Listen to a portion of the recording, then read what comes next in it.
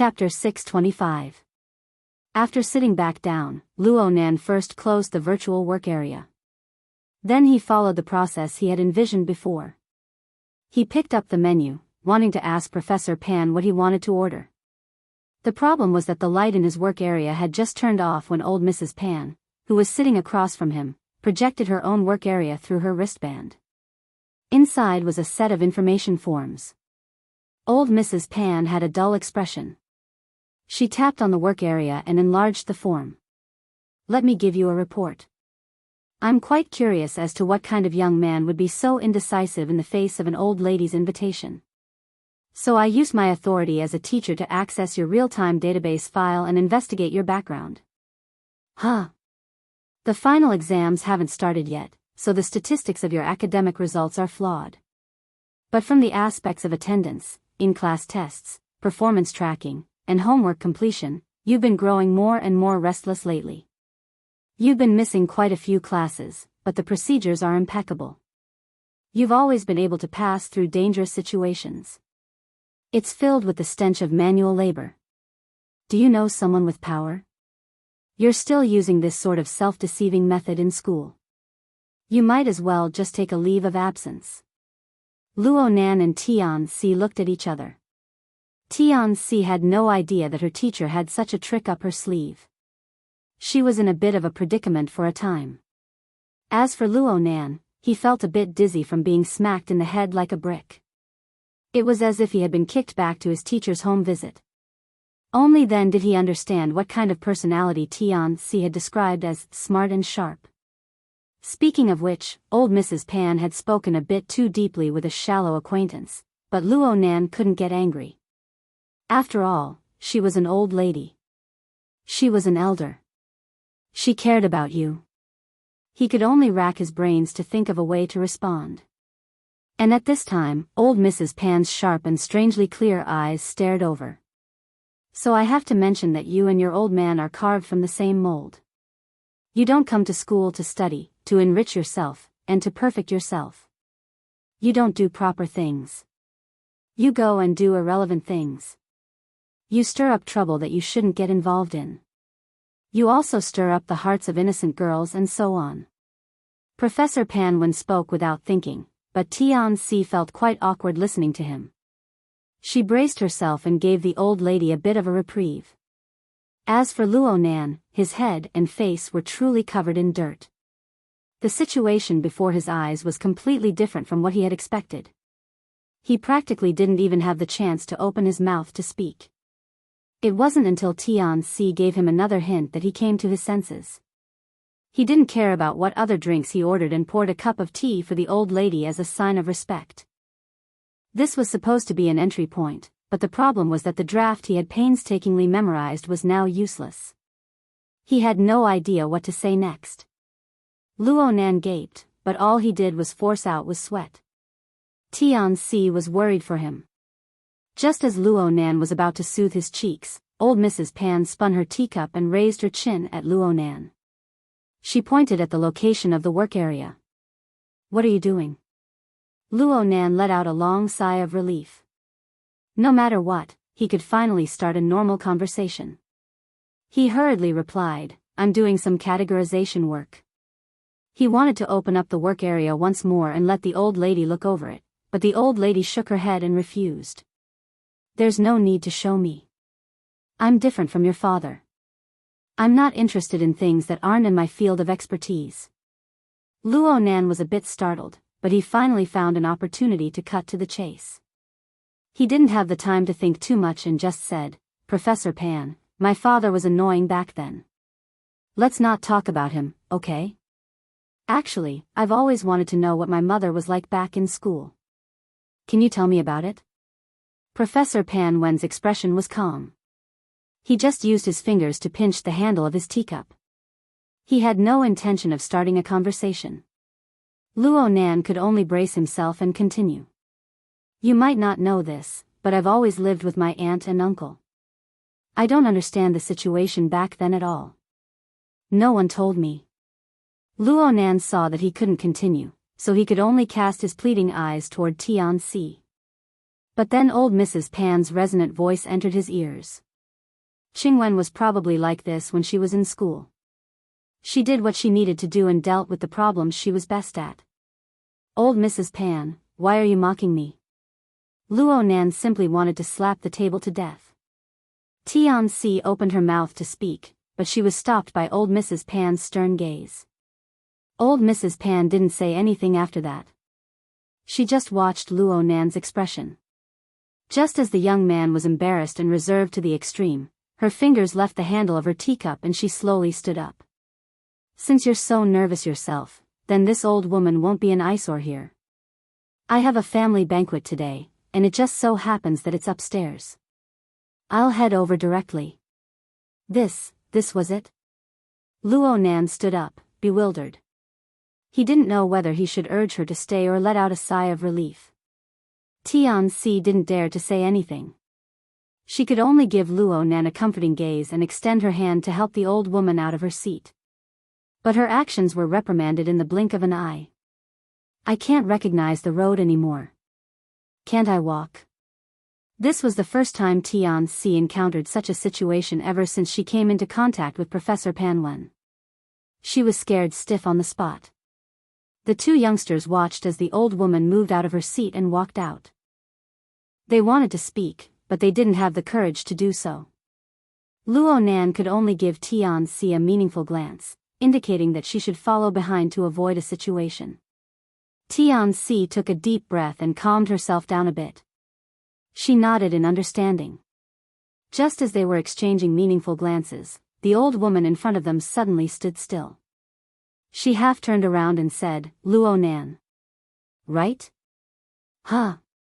Yes, Professor Pan. Luo Nan subconsciously straightened his body. Old Mrs. Pan's expression didn't change. She just looked Luo Nan up and down a few times before speaking. I can only say that your appearance isn't ugly. I heard that your family's conditions aren't that extravagant, and your glib tongue isn't that nimble. Presumably, you don't rely on your face, money, or flowery words to live. Of course, you don't have the temperament of a leader. You have no way of making others bow down to you. Luo Nan was stupefied. He didn't know whether or not he should accept these evaluations. Old Mrs. Pan continued to speak, but even so, you still have Tianxi and a few people to help you. You can even change the school's database. It's impossible to do this just by relying on a person. I think that at the very least, you should be relying on your own ability to make a living. If that's the case, then you're similar to Qingwen. That's good. The old woman suddenly smiled. The wrinkles at the corner of her eyes bloomed, but it was gentle, calm, and peaceful. Then she turned around once more. Her steps were gentle, and she walked against the flow of people as she left, step by step. However, the last three words lingered between her lips and teeth, echoing in Luo Nan's ears. Chapter 626. The people of the Mystic Research Society were certainly unable to hear the conversation between the old lady and the young man in the corner. However, the odd atmosphere was enough for some people to see some clues. There were professional enthusiasts like OK among the high-level cadres of the Mystic Arts Research Society. There were also gossip lords who were extremely interested in private relationships. What's going on between old Lady Pan and this Luo guy? Even if a 10th grade kid used his connections, he wouldn't be able to get into the School of Design. Where the hell did you guys do your homework when you were bidding? The designer of North Bank Gear is this bro's mother. Looking at the time, he was probably old Lady Pan's disciple back in the day. Oh, I remember now. A few days ago, Xie Junping chattered on endlessly. I got tired of listening to him, so I automatically blocked it. With this gossip lord mentioning it, it was hard for the two platforms to deliberately ignore Luo Nan's existence. The direction of the discussion naturally changed. Luo Nan's name was like a thunderclap piercing the ears of this group of cadres of the Mystic Research Society during this period of time. Sealing off the third underground floor, directly confronting Vice President OK, raising a devil ray. These methods simply made it clear that Luo Nan was a big shot. This was a big shot that had appeared out of nowhere. Random people should get out of the way. But this kid clearly didn't even make it to the last bus to join the society. It seemed like his family background wasn't particularly outstanding. Was this gorgeous turn of events meant to harm the eyes of the people of the Mystic Research Society? Such an abrupt turn of events naturally created enough topics of discussion. If one were to dig deeper, there would be enough gossip waiting to be discovered or created. After pondering a few times, someone really did dig out a bit of information. Speaking of which, I've heard this name before. Hee hee. You guys probably won't be able to guess who brought it up. The suspenseful technique was clumsy enough, but the timing was good. Others would pinch their noses and support him. The suspenseful person didn't let the gossip lord enjoy the limelight amidst a bunch of jeers. He successfully attracted a wave of attention. Only then did he reveal the answer. It's our great president. President? Tang Yi? I just remembered it. That was at the end of September, right? The club's shares hadn't changed yet, so I was in charge of the entrance test for new members. At that time, senior sister Tang was pretty much out of the picture and was only a vice president in name. But that day, she specifically came over to greet me, saying that she would take care of Luo Nan during the interview. In the end, Luo Nan didn't come at all. That's why I have such an impression. Hey, what's their relationship? Keeping him in suspense, he said he's my friend's younger brother. Friend? Man, no, girlfriend? Hee hee. In any case, there was one point that could be emphasized after a round of discussion. This fellow Luo Nan had helped both inside and outside. Though his background was fuzzy, it could be seen from his performance that he was solid even within the Mystic Arts Research Society, where the second generation gathered. Therefore, if he could avoid provoking them, he would. Professor Pan Wen left her seat at this time. She refused to support her, but Luo Nan and Tian Si still wanted to see her off. The three walked past one after another. The two tables also shut their mouths. Those who had stood up with their buttocks in the air just now had to do it again, regardless of whether the old lady agreed or not. The two tables of the Mystic Research Society finally let out a sigh of relief when the three of them left the water. The topic of conversation became even more open. There were even people who began to feel injustice for OK. It's because of old Xia's nagging and some people's messy help that a lot of things weren't done smoothly during the theme week. Later on, it's like an aquarium. OK didn't appreciate these remarks at all. His face turned even greener. 8 Trigram Lord had a good relationship with Quebec. He sat next to OK, so he patted OK's arm and comforted him. Don't lower yourself to the level of this idiot. I heard that this bro's mother died early. He lacked love since he was young, so he drew a circle to occupy it like a family dog. He probably thinks that place is his mother's embrace and he's secretly crying. These words amused quite a few people. Actually, 8 Trigram Lord was a bit afraid of Luo Nan. But he liked to take advantage of people with his glib tongue. He saw Luo Nan leave the room, and he laughed and added, "What do you guys think? From that bro's point of view, if someone were to go in and out of those floors, wouldn't it be the same as? Oh my god." A cup of half-hot coffee was directly splashed onto 8 Trigram Lord's face. His eyes, nose, and mouth weren't spared. There was also his collar and front lapel. It was truly hot, painful, and embarrassing. At this moment, not to mention the two nearby tables, even the surrounding area was stunned by the sudden change in the situation. The water bar actually went silent for half a second. Fei Jin, are you King sick? 8 Trigram Lord suddenly jumped 3 feet into the air. There was still coffee dripping down from his eyelashes. He had to wipe his hands, but his hands were spread apart. He looked like a duck that had been doused in boiling water. As for Fei Jin, the instigator of all this, she slowly put down her murder weapon. She had an elegant demeanor and responded with a faint smile, "I saved your life. No need to thank me." 8 Trigram Lord's mind exploded. King. Old Chow. Go wash up first. Only then did someone come to their senses. They hurriedly stood up to stop the fight. No matter who was right or wrong, they had to first persuade them to leave. This was to avoid making an even bigger joke in public. 8 Trigram Lord's brain was basically muddled right now, but he was still subconsciously afraid of Fei Jean. He was pulled away by the people around him, and he subconsciously stepped down from the slope. He walked out of his seat while cursing and waving away the support of others. He also tried his best to block out the strange gazes of the people around him as he walked to the bathroom. But before he could take 2 steps, someone passed by in front of him, blocking his path. He raised his head and saw Luo Nan's young and inexperienced face.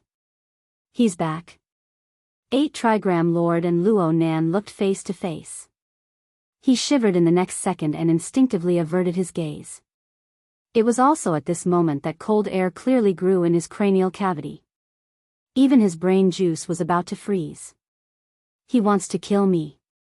An inexplicable thought popped out and pounded on his heart. Actually, Luo Nan didn't move at all. He just crossed paths with 8 Trigram Lord. 8 Trigram Lord's mind was in a mess. He simply didn't notice the multifunctional robot in front of him that was delivering refreshments. He just bumped into it and flipped the tray over. He even had to drink the boiling hot coffee. He screamed miserably and lost his balance. His face fell to the ground, bringing about another wave of chaos. 8 Trigram Lord's miserable state was right in front of them, but the 2 tables of the Mystical Research Society weren't able to react in time. The reason was very simple. Luo Nan's gaze streaked across the 2 tables as he walked back. The cold air seemed to be able to completely freeze the hot drinks on the 2 tables. Of course, the people's reactions and courage were frozen as well. Only when Luo Nan and Tian Si sat back down did someone from the Mystical Research Society get up to check on 8 Trigram Lord's situation. They helped him clean up and treat him. The others looked at each other in dismay. A few high-ranking officers finally reacted. They lowered their voices to the lowest level. That person seems to be, from the circle? Huh. He's the government, the military, or a special person from the Starry Sky Club. I'm C. Oh, no wonder. Why don't we leave? It's too obvious. After all, the Mystic Arts Research Society was considered a professional hobbyist organization. Plus, they were situated in a high-ranking domain with social authority. They had some understanding and contact with some half-true and half-false channels and circles. They soon discovered the mistake in the topic of discussion just now. There was nothing wrong with people with simple backgrounds. There was nothing wrong with people with simple abilities. However, it was very hard to deal with people with both backgrounds and abilities. This was especially true for these freaks who possessed some sort of supersocial attribute. Maybe I should hire a bodyguard in a related field. Hee, a lackey who wears an exoskeleton armor every day? In the short term, it won't just be through the channels of the military. The problem is that we don't have any right now, okay? The group of high-ranking officers were undoubtedly in a difficult position. Only Fei Jean had a smile on her face from beginning to end. It was as if she hadn't been the one splashing that person's face just now. Many of her companions had no choice but to admire her information channels and decisiveness from such an enigmatic attitude. Some people tried to get some clues, but Fei Jean didn't refuse. She casually chatted awkwardly with this group of people. Her main focus was still on Luo Nan. She watched as Luo Nan and Tian Si sat back in the corner and conversed in low voices. She was thankful for Gossip Lord's stupidity. When Luo Nan's ice-cold gaze swept past earlier, it was only when he looked at her that his gaze softened. This was a good start. However, the controller behind Fei Jean didn't have any intentions of striking while the iron was hot. She paid close attention to the various details in the corner with interest. She combined it with the harvests from her previous observations and gradually came up with a basic train of thought. Yin Lu. Boss?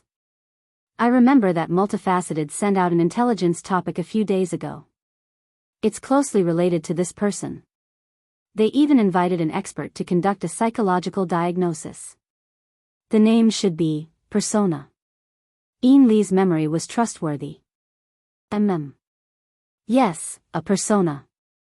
Mrs. Halder smiled. That's just a half-finished product, and the fee is so expensive.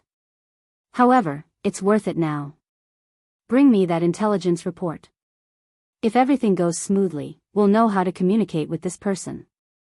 The first and deputy oblatums of the Blood Flame Order were in a temporary foothold in Xia City. It was very easy for them to search through the information. They soon found the intelligence report that was being paid for. This intelligence report was more or less a summary. It specifically extracted information on Luo Nan's social interactions and carried out a relevant psychological analysis. The problem was that no matter how authoritative an expert in psychology was, it would be hard for them to determine the nature of an ability user, especially a powerful character. After all, every ability user more or less possessed a supersocial attribute. Even in terms of pathology, the structure of the body and soul would undergo structural changes to a greater or lesser degree. On a medical level, it could even be diagnosed as an organic lesion. Of course, this was far from the main point. Luo Nan's situation might be even more complicated. It was said that this person had been undergoing body modifications through injecting nerve drugs starting from the age of 10. Any expert would be flabbergasted when faced with Luo Nan's greatly mutated nervous system structure. They would be speechless. They could only make assumptions based on the external performance of the target. They could only make a general analysis and judgment. The conclusions drawn from Luo Nan's situation were rather rough. They weren't even convincing. Chapter 627. Dissociative Identity Disorder. Multiple Personality Disorder. Ever since it appeared in the world, it had always been the subject of doubt. There were even quite a few experts and scholars who didn't believe that such a case truly existed in the world. Many times, similar diagnoses were unable to convince the masses. Yin Lo was one of those people who weren't convinced. It's still latent? The diagnosis is too vague. Mrs. Halder laughed involuntarily. If you think the conclusion is oily, then you don't need to care about it. Those experts can't do mental and pathological tests. All diagnoses are like scratching an itch through their boots. It's better for us to figure it out ourselves. I'm more interested in the logic behind Multifaceted's name. Her intuition and judgment are sometimes more reliable than those so-called experts. As she spoke, Mrs. Halder opened the intelligence folder. There were statements, analyses, and even more valuable first-hand videos. The folder displayed all of Luo Nan's social interactions in public since his debut. What was especially valuable was the battle scene of Luo Nan making a name for himself in Ocean Sky Cloud City with several people from headquarters. It came from the surrounding monitoring system. There was also a portion of it. It was the footage of a series of clashes before and after the incident at the municipal plaza. This was the information recorded by the Psychic Wave Network. It was of a very high secret level in the Xia City branch, but it had been retrieved by the all-powerful multifaceted Sun Jie. In addition, there were recordings of semi-public and semi-private areas of Acumen College, Aurora Cloud City, and others. Mrs. Halder followed her own train of thought and reclassified the above information. Her methods were very clear.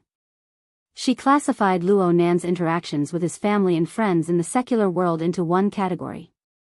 She classified Luo Nan's interactions with members of the inner world into one category. In addition, she classified Luo Nan's discussions of cultivation theory and lectures into one category. Yin Lo looked at the rearrangement of all kinds of information and thought about what Mrs. Halder had said before. She had a faint understanding. Boss, you want to start with Luo Nan's personality. Subdivide the persona? Mrs. Halder just minded her own business and just nodded slightly. The so-called persona was a relatively traditional concept of psychoanalysis. It roughly referred to a set of systematic patterns produced by the human body in order to adapt to the outside world. It could also be said that it was the outer layer of one's personality that concealed one's true self. Simply speaking, the persona was a person's social nature. Every person had many kinds of masks. Each mask was a facet of their social nature. When put together, they would form a complete personality. This concept originated from Jung's personality analysis psychology theory at the beginning of the last century. This theory was no longer at the forefront of academia, but it could still play a role in related fields. This was especially true for its core, personality holism, which treated the mind as the object of research. It had a miraculous synergy with the mind and soul, which was why it was more suitable for use on ability users. In recent years, the otherworld variant of this theory had maintained a certain level of popularity. Yin Lu was the vice officiant of the Blood Flame Order. Even if she had always been a little neglectful, she still had to study the control of the believer's desires. With Madame Halder's reminder, she immediately had a lot of ideas. But she also understood that these hasty thoughts couldn't withstand serious scrutiny, so she still asked honestly, "What's the matter? Boss, is there any chance for us to cut in?" That depends on whether we can accurately capture his dominant mask. According to this theory, there was no distinction between the real and the fake when everyone had multiple masks. One just needed to look at which mask was used the most often to be considered the dominant mask. It could basically encompass the most basic personality traits. However, there were many times when there was more than one dominant mask. Madame Halder already had a basic judgment. Luo Nan is a relatively simple person.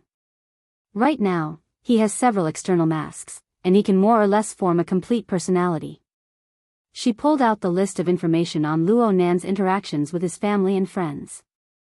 She arranged them in chronological order, forming a fairly clear timeline. There's no need to mention this person's miserable childhood. It has certainly influenced his personality traits. Luo Shuqing and Mo Haihang have become his guardians, and their attitudes and behavior have been extremely positive. They even dote on him a bit as compensation. Their biological children are actually inferior to him in terms of treatment. He is the one being taken care of in his family and in normal social relationships.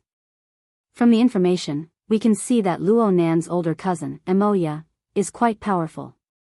His older cousin, Mo Peng, is quite lively, but he is quite protective of Luo Nan. The stimulation of these two personalities, as well as the difference in treatment, will likely push him to grow in the opposite direction. This is because this will allow him to maximize his profits. This interaction has caused him to be both sensitive and introverted, but he is also obedient and low-key. He has displayed a weak and passive side. Yin Lu concluded in a low voice, "The weaker he is, the more he is favored." Of course, this wasn't the result of Luo Nan taking the initiative to exert his strength. Instead, it was the long-term effects of his unconscious infiltration. Yes. This is Luo Nan's mask of weakness. It is the mode of communication he is most accustomed to using over the years. Then this is one of his dominant masks. Madame Halder didn't directly confirm this. Instead, she interrupted her analysis and observed Luo Nan's corner through Fei Jin's eyes. At this time, Luo Nan was conversing with Tian Si in the corner. Madame Halder and Yin Lu didn't use any supernatural methods due to their fear of this master of perception. They just used their professional lip-reading abilities to guess the conversation between the two. The subject of the conversation was still Professor Pan Wen. The old woman's sharp personality and attitude, as well as her intense mood swings, made Luo Nan a bit unsure. His mind was in a mess. Most of the time, it was Tian Si who comforted him. This was probably Luo Nan's behavior under the guidance of the mask of weakness. It could be seen that Tian Si wasn't quite used to it. She most likely never expected that she would use this sort of position to communicate with Luo Nan. She was facing a weak, unconfident, and even sentimental little Shota. This gave her quite a bit of trouble, as she wholeheartedly hoped to hug his thigh. Even Yin Lu felt a bit strange, let alone Tian Si. This was completely incompatible with Professor Luo, who was currently at the peak of his power. Fortunately, her train of thought grew clearer. Though I don't approve of the diagnosis of latent did, from the relevant data, the separateness and contradiction of his mask of weakness are quite obvious. In contrast to the mask of weakness, there must be a mask of strength that possesses a dominant strength. Madame Halder simply said, "You analyze it." This. Yin Lu hesitated a bit.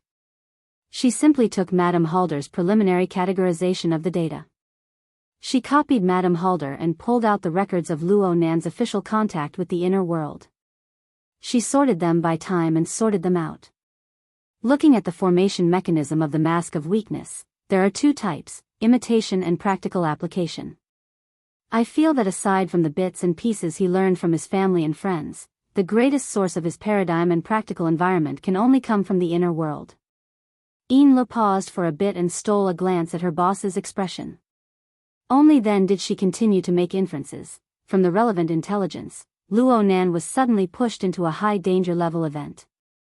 There was practically no buffer at all, and the intensity was extremely shocking. Luo Nan witnessed many casualties and unforeseen events with the human-faced arachnid. Then, it was said that he directly participated in the underground fighting arena incident. He followed it from start to finish, and it involved high-intensity confrontations. The Frost River reality incident on Fudong Avenue involved high-intensity confrontations, large-scale killings, and he was heavily injured. Then, there was Ocean Sky Cloud City. He directly killed people, and he killed 4 people at once. Then, there was the series of conflicts in the municipal plaza. Extraordinary level attacks and defenses. The 2000s of a young lady incident. Let's not even talk about it. From this series of events, we can see the ecology of the inner world in Luo Nan's eyes. Of course, he personally experienced it. It was a continuous, intense, and high-intensity conflict. There was no lack of paradigms and environments. Luo Nan himself had the corresponding talent and ability. He quickly formed a direct, unyielding, and cruel mask of strength. It was reasonable. Mrs. Halder's expression didn't change. She asked without thinking, and then? And then the mask of weakness that has always occupied a dominant position for over a decade was far too different from the mask of strength that had just been formed. It led to separation and conflict. Halfway through her words, Lee's gaze swept across the information that had basically been categorized. However, there were clearly 3 groups of information. She suddenly became speechless. Halder didn't reprimand nor did he give any pointers. He continued to do the finishing work of categorizing the information. Instead, there were some changes in the corner where Luo Nan was located several dozen kilometers away. Tianxi's face revealed an astonished expression. She hesitated for a moment before getting up and sitting next to Luo Nan. The two of them leaned against each other, looking quite intimate.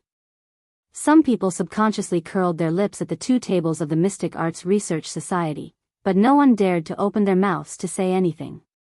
Let's turn back time to half a minute ago. Tianxi had been struggling with Luo Nan's weak and wavering emotions ever since she returned to her seat. No matter how hard she tried, she found it hard to find the cold and callous element of subsonic life taking control of the demon from this youth. However, there was a very subtle sensation. A corner of her heart churned as she looked at Luo Nan like this. Just when she thought that the time they spent together tonight was about to be exhausted by this bizarre scene, Luo Nan's wristband vibrated. Ding dong. A message entered Luo Nan's private mailbox. It was a notification. Luo Nan was stunned.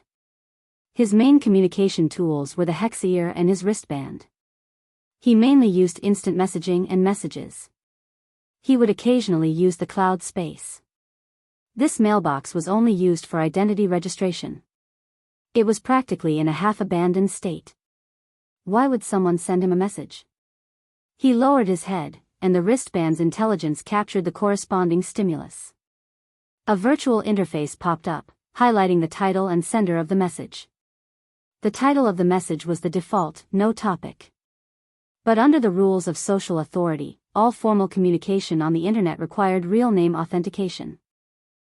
So Luo Nan saw a name that he could intuitively perceive. Chapter 628. This is Professor Pan's email number? Luo Nan was greatly surprised. Tianxi tilted her head to size it up. She confirmed, that's right. This is Professor Pan's private email. She set up her own server. I still remember the domain name. The content of the email was just a link. Luo Nan clicked on it without hesitation.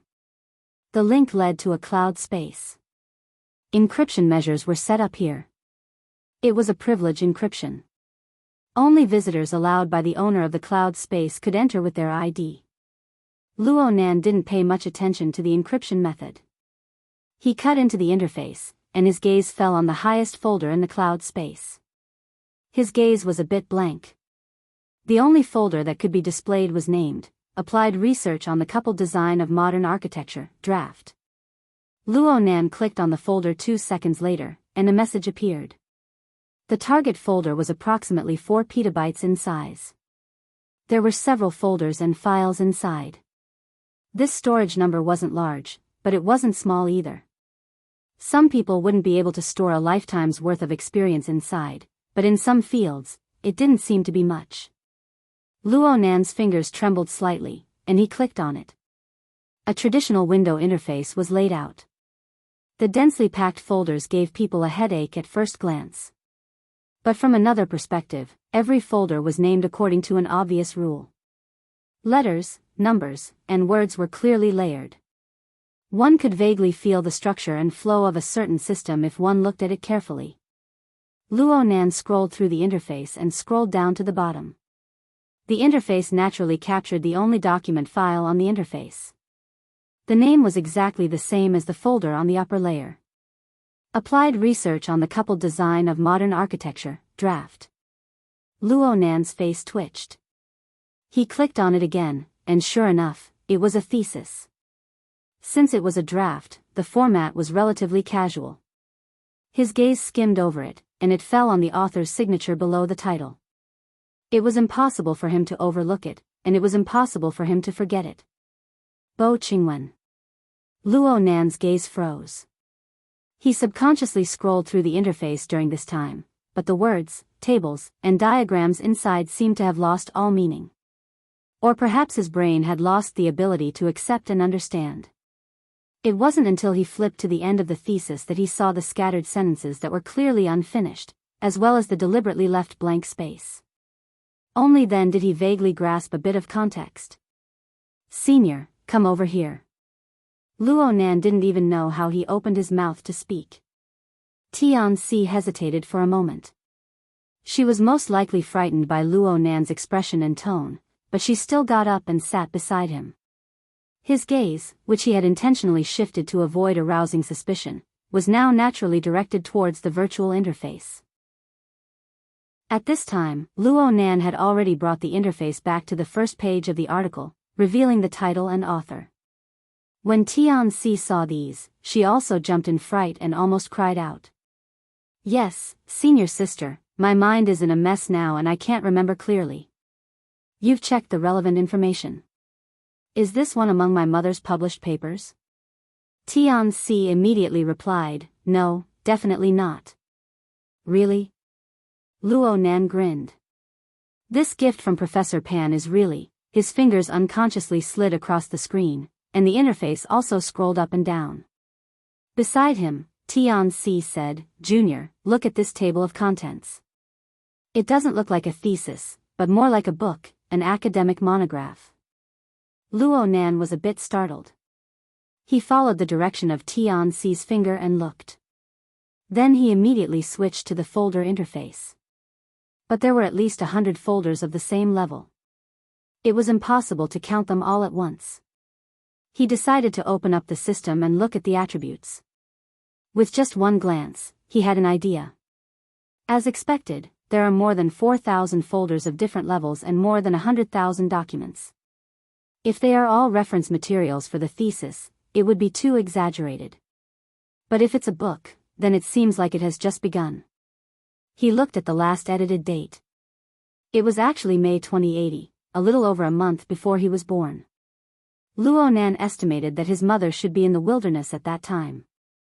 No, it was also possible that Professor Pan had started writing.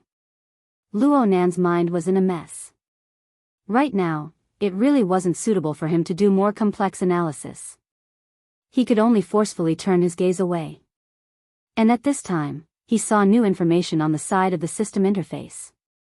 It was the list of visitors who had access to the cloud space. Of course Luo Nan was on the list, and there were only 3 people who had access to the cloud space. One of them was Professor Pan Wen. Right now, he was displayed as logged in. As for the other 2 gray names, Bo Qingwen, Luo Zhongheng. The interface suddenly closed. This was done by Luo Nan. This was because he might not be able to control his emotions in another half a second. In fact, at this moment, the tea on the table was already rippling. Let's go. Luo Nan didn't dare to sit any longer. He got up in a bit of a hurry, raised his head, and took a deep breath. Beside him, Tian-Si got up to make way. She asked, "Let's go." Luo Nan didn't say anything. He walked straight out, and Tian-Si hurried to keep up. The 2 left the water bar with quick steps, causing the group of people from the Mystic Arts Research Society to let out sighs of relief. Previously, whether they should stay or leave had already made them very conflicted. Fortunately, after passionate love and intimate contact, they left first. Someone mumbled, "He's definitely going to vent, shut up." Shouts rang out in unison, forcefully suppressing this idiot who didn't know the difference between life and death. Fei Jin watched with a smile. She didn't react. But 2 minutes later, she found a random reason and took her leave, separating from this group of people. She didn't care about the discussions of the people behind her. She didn't plan on wasting time in Ocean Sky Cloud City, so she went straight back. With Luo Nan's situation, it was impossible for him to stay too long in this crowded area. Otherwise, the security personnel by his side would probably go crazy. Right now, there were 2 possibilities. One was to go home. The other was to return to gear on the North Bank. With Fei Jin's status, she could only choose the latter. She took the elevator to the 3rd floor underground and prepared to take the short tram back to school. But just as she squeezed out of the elevator with the stream of people, her mind suddenly stirred. She raised her head and saw Luo Nan's figure standing in the corner up ahead. He seemed to be talking to someone. Tian-Si stood to the side, quite a distance away. She even turned her face away a bit unnaturally. Clearly, she hadn't blended in with the conversation. Her role was quite awkward. As for the person talking to Luo Nan, he was leaning against the wall. From Fei Jin's angle, only half of his brightly colored sportswear could be seen. He looked very young. The 2 controllers behind Fei Jin did not expect this to happen. This was indeed a chance encounter. But if it wasn't handled well, it would be no different from being followed in the eyes of Luo Nan, a master of perception. Luckily, Fei Jin's main controller was rich in experience. She didn't change the frequency of her steps. She continued to walk forward, and she even called out a greeting when she got closer. As expected, Luo Nan turned his head to glance at her. His face was expressionless, but Tian-Si next to him turned her head. She was a bit surprised. Tian-Si's actions made the person on the other side of the corner lean over in curiosity. He whistled and said, "Another beauty. Your talent in this area isn't bad." His lively and frivolous reaction was indeed that of a young man. But at this moment, the 2 first oblatums, who were several dozen kilometers away, were the ones who were shocked. Tian Bang. Yin Lu cried out involuntarily. She was shocked, but there was also loathing and hatred. That's right. The person in the corner was Tian Bang, who had made a name for himself some time ago. This burner, known as the number 1 person beneath extraordinaries, was dressed in overly gaudy casual sports attire. He was like a Chinibyu youth who couldn't keep up with the trends. But it was this person who had stepped on Mo Luen and the Blood Flame Order and leaped up to stand at the center of the world stage. He was the mortal enemy of the Blood Flame Order. This was without a doubt. Such a mortal enemy had suddenly appeared before their eyes. Moreover, he was conversing intimately with another important target. What in the world was going on? The 2 controllers could not help but have similar thoughts in their minds. And at the scene, Fei Jin's footsteps stopped for a moment. Her gaze swept past Tian Bang's face. Her eyes were mixed with a series of micro-expressions of curiosity, astonishment, and realization. In the end, her focus returned to Luo Nan. Junior's friend. I won't disturb you any longer. You guys chat. Fei Jin smiled as she spoke. She gave a slight bow and walked a few steps to the side. She turned her head in a very natural manner and sized up Tian Bang with a few glances. Then she turned her head and left. As the first mate, Yin Lu admired Mrs. Halder's control of her emotions and details to the point of prostrating herself. Fei Jin, who had been under Mrs. Halder's control just now, had perfectly displayed the subtlety of a member of the outer circle encountering a heavyweight character like Tian Bang. She had successfully recognized and secretly restrained herself. Forceful words were all about the details, but the most wonderful thing was still the word natural. The automatic conveyor belt brought Fei Jin far away. Yin Lu was still reflecting on the subtlety of their encounter when Mrs. Halder spoke. Did you feel it? Tian Bang's current position had already exceeded the range of Fei Jin's natural perception. Yin Lu would not make a low-level mistake and forcefully use an ability user's ability to detect him. So for a time, she really couldn't understand. She frowned and said, Tian Bang appeared here. I'm not talking about Tian Bang. What does the matter we're currently handling have to do with Tian Bang? Luo Nan? Yin Lu struggled to free her attention from Tian Bang with great difficulty. She seriously recalled Luo Nan's previous performance. It seems that his relationship with Tian Bang is quite cold. Do you have a more precise description? Mrs. Halder's tone seemed to be a bit dissatisfied.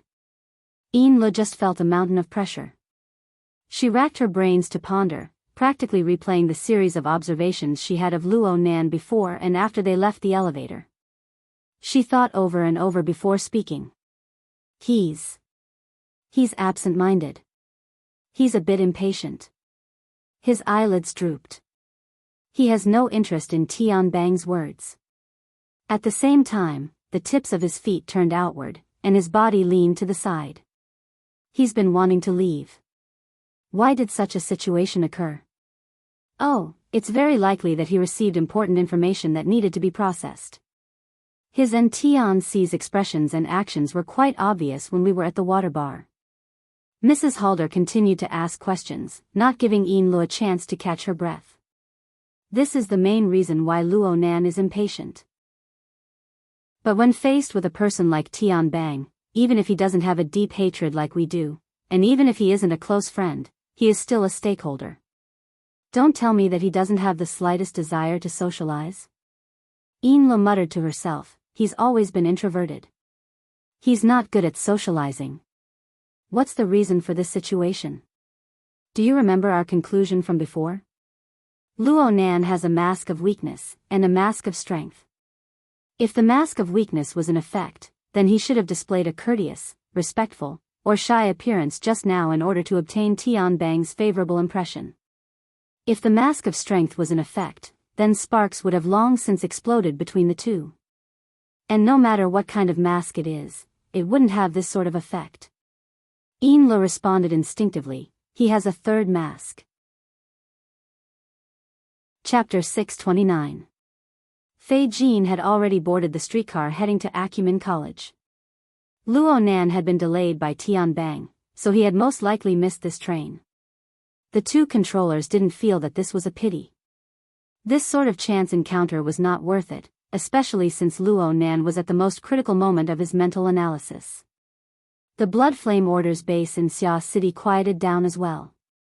Mrs. Halder had roughly finished categorizing the intelligence data and was put together for the final time. She pulled out the third set of data that had never been put to use before. It was the list of Luo Nan's discussions of cultivation theory and lectures. She paused for a moment and searched through the other two groups, especially the group with the mask of strength. She put the data in one by one. Yin Lu calmed down and carefully observed. She discovered that the new data that Mrs. Halder had put in belonged to Luo Nan's performance when he dealt with Grey personnel. The so-called Grey personnel were neither friend nor foe. They were people who lacked friendship and good feelings. They were people who couldn't be considered mortal enemies. It wasn't just Tian Bang. The gossip's lord, who had just spouted trouble, and who had a conflict a few days ago over the location of the elusive secret device, were all in this group. If one were to go even further back, there were also a few ignorant second generations who dared to stroke a tiger's whiskers in the Ocean Sky Cloud City and Aurora Cloud City incident. There were also a few people from the management company in the Municipal Plaza incident. There were also a few people from the outer circle, represented by He Donglu, who were neither friendly nor aloof. Right now, Enla didn't need Mrs. Halder's guidance. Her mind was like a movie. She sorted through the data, and a certain impression formed. She opened her mouth, wanting to speak, but she forcefully restrained herself. If you want to say it, then say it. Mrs. Halder's keen insight was displayed in full force at this moment. Enlu adjusted her breathing and said softly, I believe that Luo Nan is very distant from these people. Yes, distant. Aside from the few moments when he was stimulated to explode, where he had clear hostility and even killing intent, he basically ignored them. He was stiff, his thoughts jumped, and his mind was absent-minded. His mind wasn't on face-to-face communication at all. He was on a completely different frequency than these people. So? Mrs. Halder asked softly. Enlu was about to come to a conclusion, but she hesitated before she said, there's no strict classification of personas. It doesn't matter if it's the third persona. Perhaps we can call it a mask of alienation for convenience. But we have to find the behind-the-scenes mechanism of its formation and operation to make sense. Mrs. Halder did not even raise her head. In other words, you only saw his attitude, but not his logic. Enla said, Boss, I believe that a person's thoughts and emotions are always continuous. From an outsider's point of view, it looked like it was jumping and torn, but from the person's point of view, it might be consistent and complete. It's just that we can't peek into people's hearts, we can only guess. Mrs. Halder interrupted her. Do you have any ideas?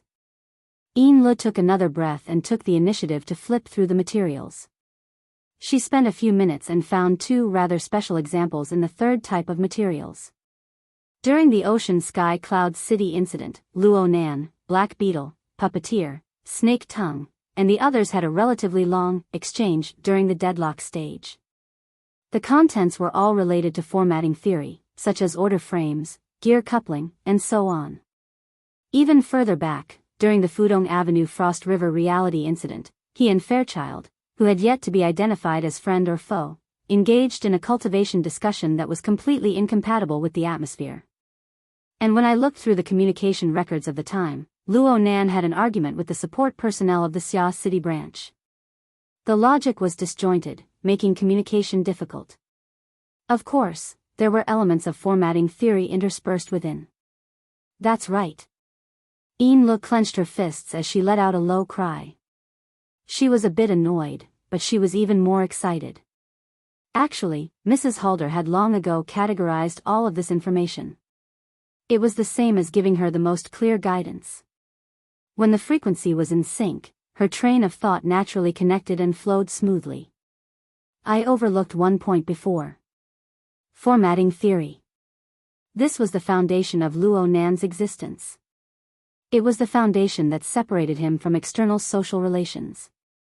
It was the foundation that was truly internalized.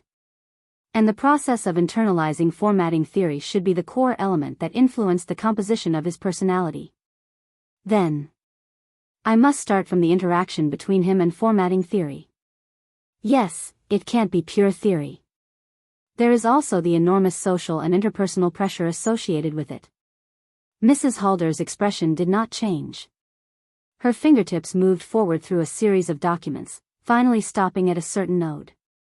Luo Nan's formal contact with formatting theory should have been over 5 years ago.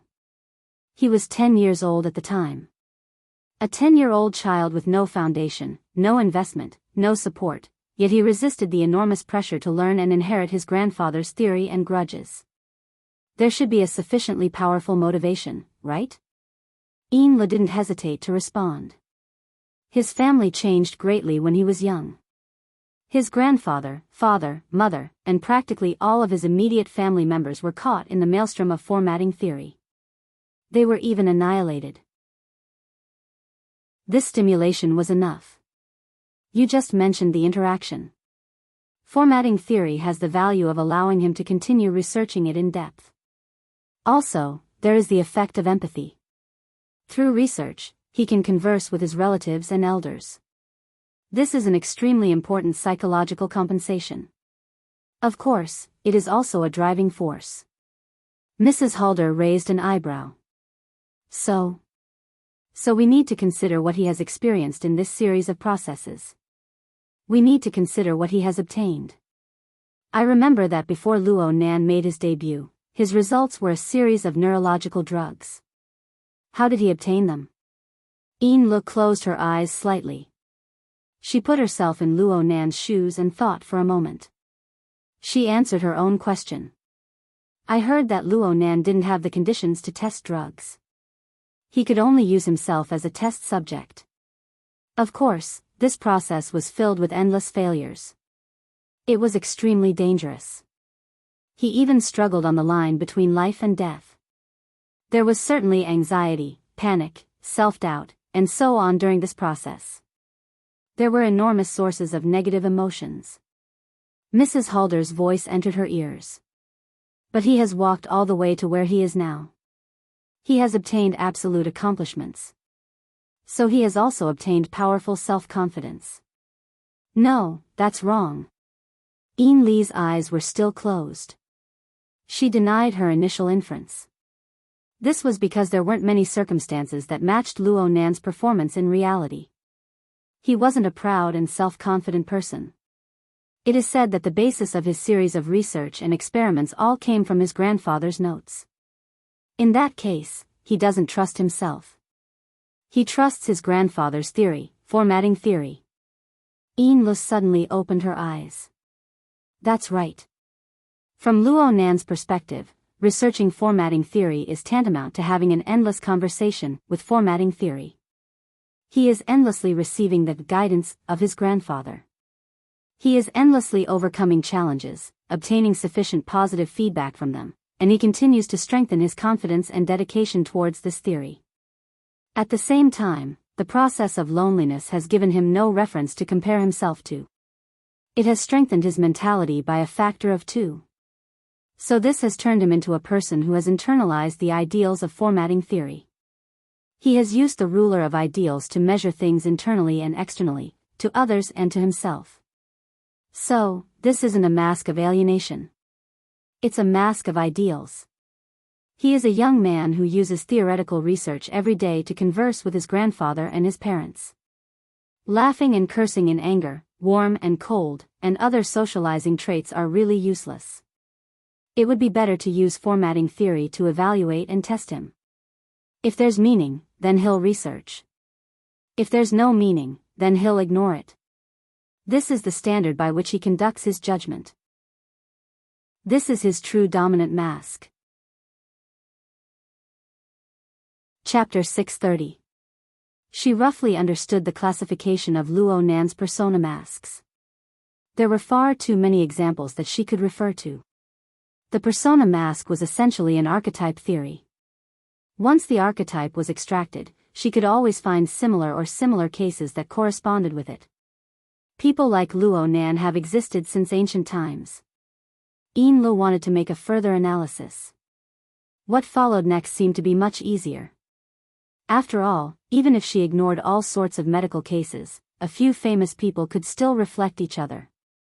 This was especially true in the East Asian cultural area with its long history of civilization. There were far too many famous people throughout history who wore a persona mask. Yin Li's thoughts spun and she thought of a fellow who was quite similar to Luo Nan. This person was a famous historian and politician. He belonged to the conservative faction. His mind was filled with patriarchal principles. He shut himself in a basement to write books for 15 years. The relevant concepts were completely internalized. Later on, when he was in power and governed the country, he would only listen to his ideas. He became a typical representative of people who talked reason behind closed doors. Don't casually bring out examples. Don't do stupid things like using words to destroy the meaning. Mrs. Halder saw through Yin Li's thoughts. She didn't let her thoughts wander too far. Luo Nan himself possesses an extremely special nature. No famous historical figure would have a semi-philosophical system like formatting theory, where the mighty power belongs to the self. Moreover, it can be practiced, applied, and modified at any time. Modified? Yin Luo was a bit stunned. Wasn't Luo Nan's persona mask an extreme paranoia towards formatting theory? In this way, he should be like that extremely conservative historian. He couldn't change the laws of his ancestors in the slightest. Oh, hold on. There seems to be a problem with the direction. Mrs. Halder didn't test Yin Luo any further. She straightforwardly expressed her opinion. Perhaps Luo Nan himself doesn't believe that formatting theory is completely correct. This can be seen from his attitude during the lecture on the 14th. Back then, his speech was quite cautious. He always used self-mockery and jokes to dispel the extreme authority of formatting theory. Let's not talk about the more complicated background for now. From the analysis of these circumstances and the information we know, he is very stubborn towards formatting theory. However, he doesn't have a particularly paranoid view towards whether formatting theory is correct or not. In the end, his stubbornness towards formatting theory is just a kind of empathy. The ideals of formatting theory are just a mask he uses to treat his imaginary close relatives. This is because he only has this mask to choose from when facing his grandfather and parents in the void. To put it more bluntly, he is only courting. The word courting was a rather sensitive word. There were two ways to interpret it in the dictionary, and what the two first oblatums were communicating was obviously the more ancient kind, which was simply seeking affection. Is it a need for emotions and belonging? Yin Luo took the initiative to analyze using Maslow's hierarchy of needs. Madame Halder agreed. You can say it that way. There is a high probability that Luo Nan himself is on the third level. He urgently needs the comfort of the relevant emotions. This is a pretty good starting point. But soon, she changed the topic, but at the same time, you have to understand the influence of empathy. After a long period of empathy, to a certain extent, he was the projection of his grandfather and parents' needs. He wanted to fulfill the wishes of his closest kin, which made his needs much greater than that of a normal person. In such a situation, he would most likely have the problem of being closely involved in the situation and might not understand what he really needed. If we start from the emotional aspect, it might seem like a straight line, but it might actually be the most difficult path. This was equivalent to denying Yin Li's thoughts. Yin Li's eyebrows knitted together. She felt that it was a bit of a pity, after all, it's a core element. Mrs. Halder's lips hooked slightly. We aren't psychologists. We have no reason to treat him. Am I right? Okay, this reason was quite strong. Yin Luo was dumbfounded. Of course, Yin Luo understood Mrs. Halder's true meaning. If Luo Nan's core driving force was said to be courting, then the various personality masks were the outer muscles and bones. Using courting as the foundation to expand his mental power would form a permeating influence on all the personality masks. But this influence was distorted by his primal instincts and other factors, forming a bewildering barrier that Luo Nan himself might not be clear about. So he still relied on the personality mask, both consciously and unconsciously, when it came to dealing with people and matters. In front of this defensive maze, the scalpel that was suitable for surgery might not be suitable for psychological attacks. Yin Luo wasn't dejected. Instead, she felt that her thoughts were becoming clearer and clearer. Of course, her boss was far better than her boss. With her boss protecting her, she tried to continue deducing in a different direction. Then we can only start from the mask. Go from shallow to deep. Which mask? Of course it's the concept mask. There's no harm in being more specific. Yes, boss. Yin Luo wasn't stingy with her words. She narrated her train of thought, allowing her boss to examine, refer, and verify. I'm using the method of elimination. Even if I can't be considered the dominant position of the concept mask, the other two masks need not be mentioned. The strong mask is too straightforward and simple. There's no way to beat around the bush. No matter who wins or loses, one side is bound to be smashed to pieces. It's not suitable. As for the weak mask, we can only start from emotions. The reason we can't do this is because there are too many uncontrollable factors, boss. Plus, under the influence of the core driving force of courting, we can deduce that this mask is actually an important source of replenishment for the psychological needs of courting. It looks weak, but it's actually extremely selfish and sensitive. I'm afraid that the concept mask on the other side will also be staring at us while we stare at this mask. If we aren't careful, we'll make a mistake and cause trouble. Mrs. Halder nodded slightly. Then we can only use the concept mask. Yes. Is there a better reason? Stability. The greatest advantage of the concept mask is stability. Mrs. Halder gave a smile that wasn't a smile. Are you sure? I'm sure. Ian Lee's thoughts reached this point, and she already grasped the pearl of wisdom. During the formation process of the concept mask, Luo Nan was in an extreme environment. He lacked a sense of security, and he lacked true communication. Therefore, there's a high probability that he's a latent perfectionist with obsessive-compulsive symptoms. Sometimes, he'll be extremely anxious, impatient, and weak. This matches with my previous analysis. But due to the special characteristics of the concept mask, the pressure of the symbiotic emotional and psychological elements will shift to other masks. This will become a high-probability event. For example, anxiety, panic, and weakness will be thrown to the weak mask. Ego, pride, and so on will be thrown to the strong mask. The elements left behind in the concept mask are relatively perfect. The more perfect it is, the more likely it will become the basis and yardstick for judgment. In this way, of the three main masks, the concept mask will inevitably be the core. The weak mask and the strong mask will wait for an opportunity to appear. From Luo Nan's daily behavior, he would be fine in a relatively simple situation. He would use the weak mask in front of friends and family to obtain sympathy and love. He would use the strong mask to erupt in front of a great enemy from the inner world, killing his way through. At this time, the two masks are relatively stable. His behavior and train of thought are easy to estimate. But the problem is that these are two completely different concepts and methods. I can't find a point of compromise between them. It would be fine if the logic of behavior was completely different from that of the inner world and that of the secular world. But there are quite a few overlaps. This creates a barrier. It creates a separation and a tear in behavior. Once the situation becomes complicated, for example in the water bar, where Big Mouth Chow of the Divine Research Society was disrespectful to his mother, the weak mask and the strong mask instantly switch. Luo Nan wanted to kill Big Mouth Chow, but his target was just an ordinary person with enmity. And because of Fei Jin's interference, the situation didn't reach its worst state.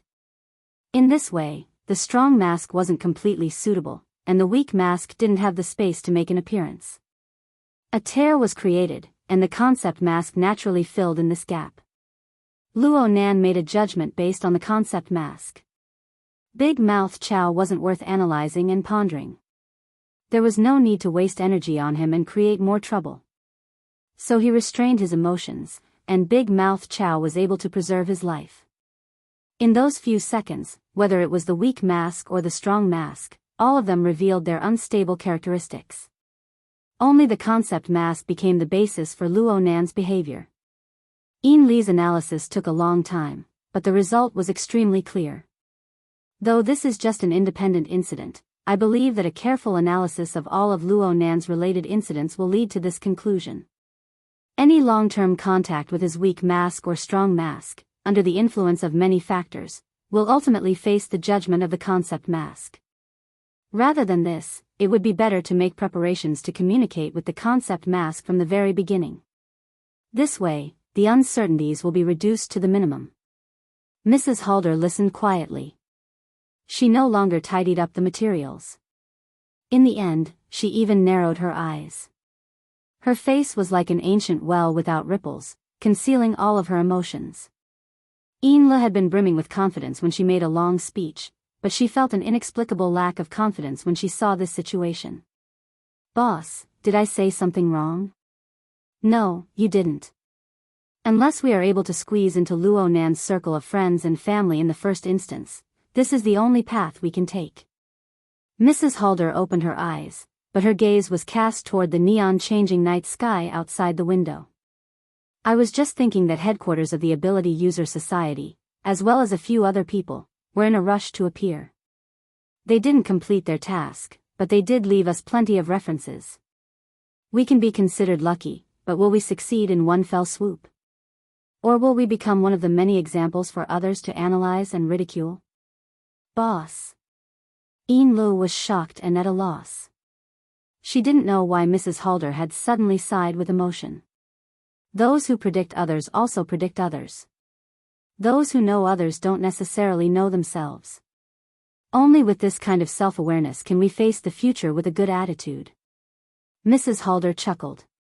Her gaze turned to Li's youthful, tender, and beautiful face. Let's do things according to your train of thought. Come up with a plan tonight and let me see it tomorrow morning. Oh right. Take Fei Jean home first. Don't let anything go wrong. With that, she stood up and walked out of the room. Boss? You're going out to relax. Chapter 631. It was already 2:00 in the morning. The main restaurant of the Starry Sky Club was temporarily quiet. As the manager, Sun Jiayi didn't hesitate to use her privilege to give herself a day off. She took her new prey back to Xia City for fun. Walking in the empty underground garage, they talked and laughed. It was inevitable that they would have some physical contact. Sun Jiayi didn't know which detail aroused her desire. She suddenly pressed the young female model against the hood of the car. Her hands moved up and down as the model groaned in pain. The female model was startled and struggled instinctively. Godmother, this is the surveillance area. Sun Jiayi didn't even raise her head. Only her laughter came from the place where they touched. Enjoy yourself in time. Be timely. The female model didn't struggle and half of her clothes were taken off. She didn't know what to do. Suddenly, the one on top of her stopped moving. Their bodies were squeezed together and slightly trembled with their breaths. Godmother? The female model asked in a daze. That's why I said this kind of problem will happen if I'm not timely. Sun Jiayi sighed and straightened up. She inserted her fingers into her short but thick hair and combed it a little. Then, her smile was bright and brilliant. Even though she was old enough to be the mother of the female model, her carefree and casual attitude was far beyond the pretentious handsome men and beautiful women in the circle. She patted the female model's cheek. Plans can't keep up with changes. Something is coming. Go back to the club and have a rest. I'll come to you after I deal with things. The female model was pulled up. She was confused and let Sun Jiayi tidy up her clothes. Sun Jiayi's actions were gentle and affectionate. She was a little moved. Godmother, I'll accompany you, Sun Jiayi just smiled. At this time, the butterfly door of the sports car opened. She gave the female model another gentle kiss and then sat in the car, isolated from the outside world. The sports car roared. It drove out of the parking space and sped up in the underground garage. In the car, Sun Jiayi looks at the rearview mirror. Of course, she is not looking at her goddaughter, who is still confused behind the car. She wants to confirm whether the person who made her get into the car, licked the back of her neck with invisible flames, and threatened her life is the person she guesses. There was a figure in the rearview mirror. But just by looking at his face, it was an unfamiliar face that he had never seen before. It was a young married woman. She was somewhat good-looking and her makeup was exquisite, but it was hard to recognize her. Even though Sun Jiayi had undergone strict memory training, she still hesitated for a moment before confirming that she had indeed never met this person before. However, the flickering flames in his eyes gave Sun Jiayi more confidence. Directly oppressing the medulla oblongata, disrupting the blood vessel's activity, but it seems to exist but not exist, and enter but not enter. Such exquisite control of flames. madam? In the back seat, the young woman's lips curled up. It wasn't a particularly stunning face, but because of this micro-expression, it brought about an extraordinary aura. Sun Jie confirmed it and sighed, "Madam, where do you want to go?" The young woman casually said, "Anywhere. I'm bored and want to talk to someone." "All right." Sun Jie's index finger tapped on the steering wheel twice, and the car's AI kicked in, entering autopilot mode. This sort of basic function was fine, but why didn't it do its job when she wanted it to guard against theft? Sun Jie sighed again, but she didn't turn her head. She propped one hand on the steering wheel and continued combing her hair with the other. Her body language carried a bit of helplessness. "Madam, we actually don't need to meet in this manner. Even if we want to be safe, we can just use a ready-made tool like Fei Jin. Right now in Xia City, there are less and less sole envoys of your order. It's too much of a pity to use them and then scrap them. It's nothing. Compared to an insignificant sole envoy, it would be a real pity if your identity as multifaceted were to crumble." "Oh." Sun Jie, otherwise known as multifaceted, stopped what she was doing. Through the rearview mirror and the sole envoy, she locked gazes with Madame Halder, who was hundreds of kilometers away. "Madam, are you still brooding over what happened at the seaside villa? Believe me, the Order of Souls." "Don't worry about the Order of Souls. I came here today to express my gratitude.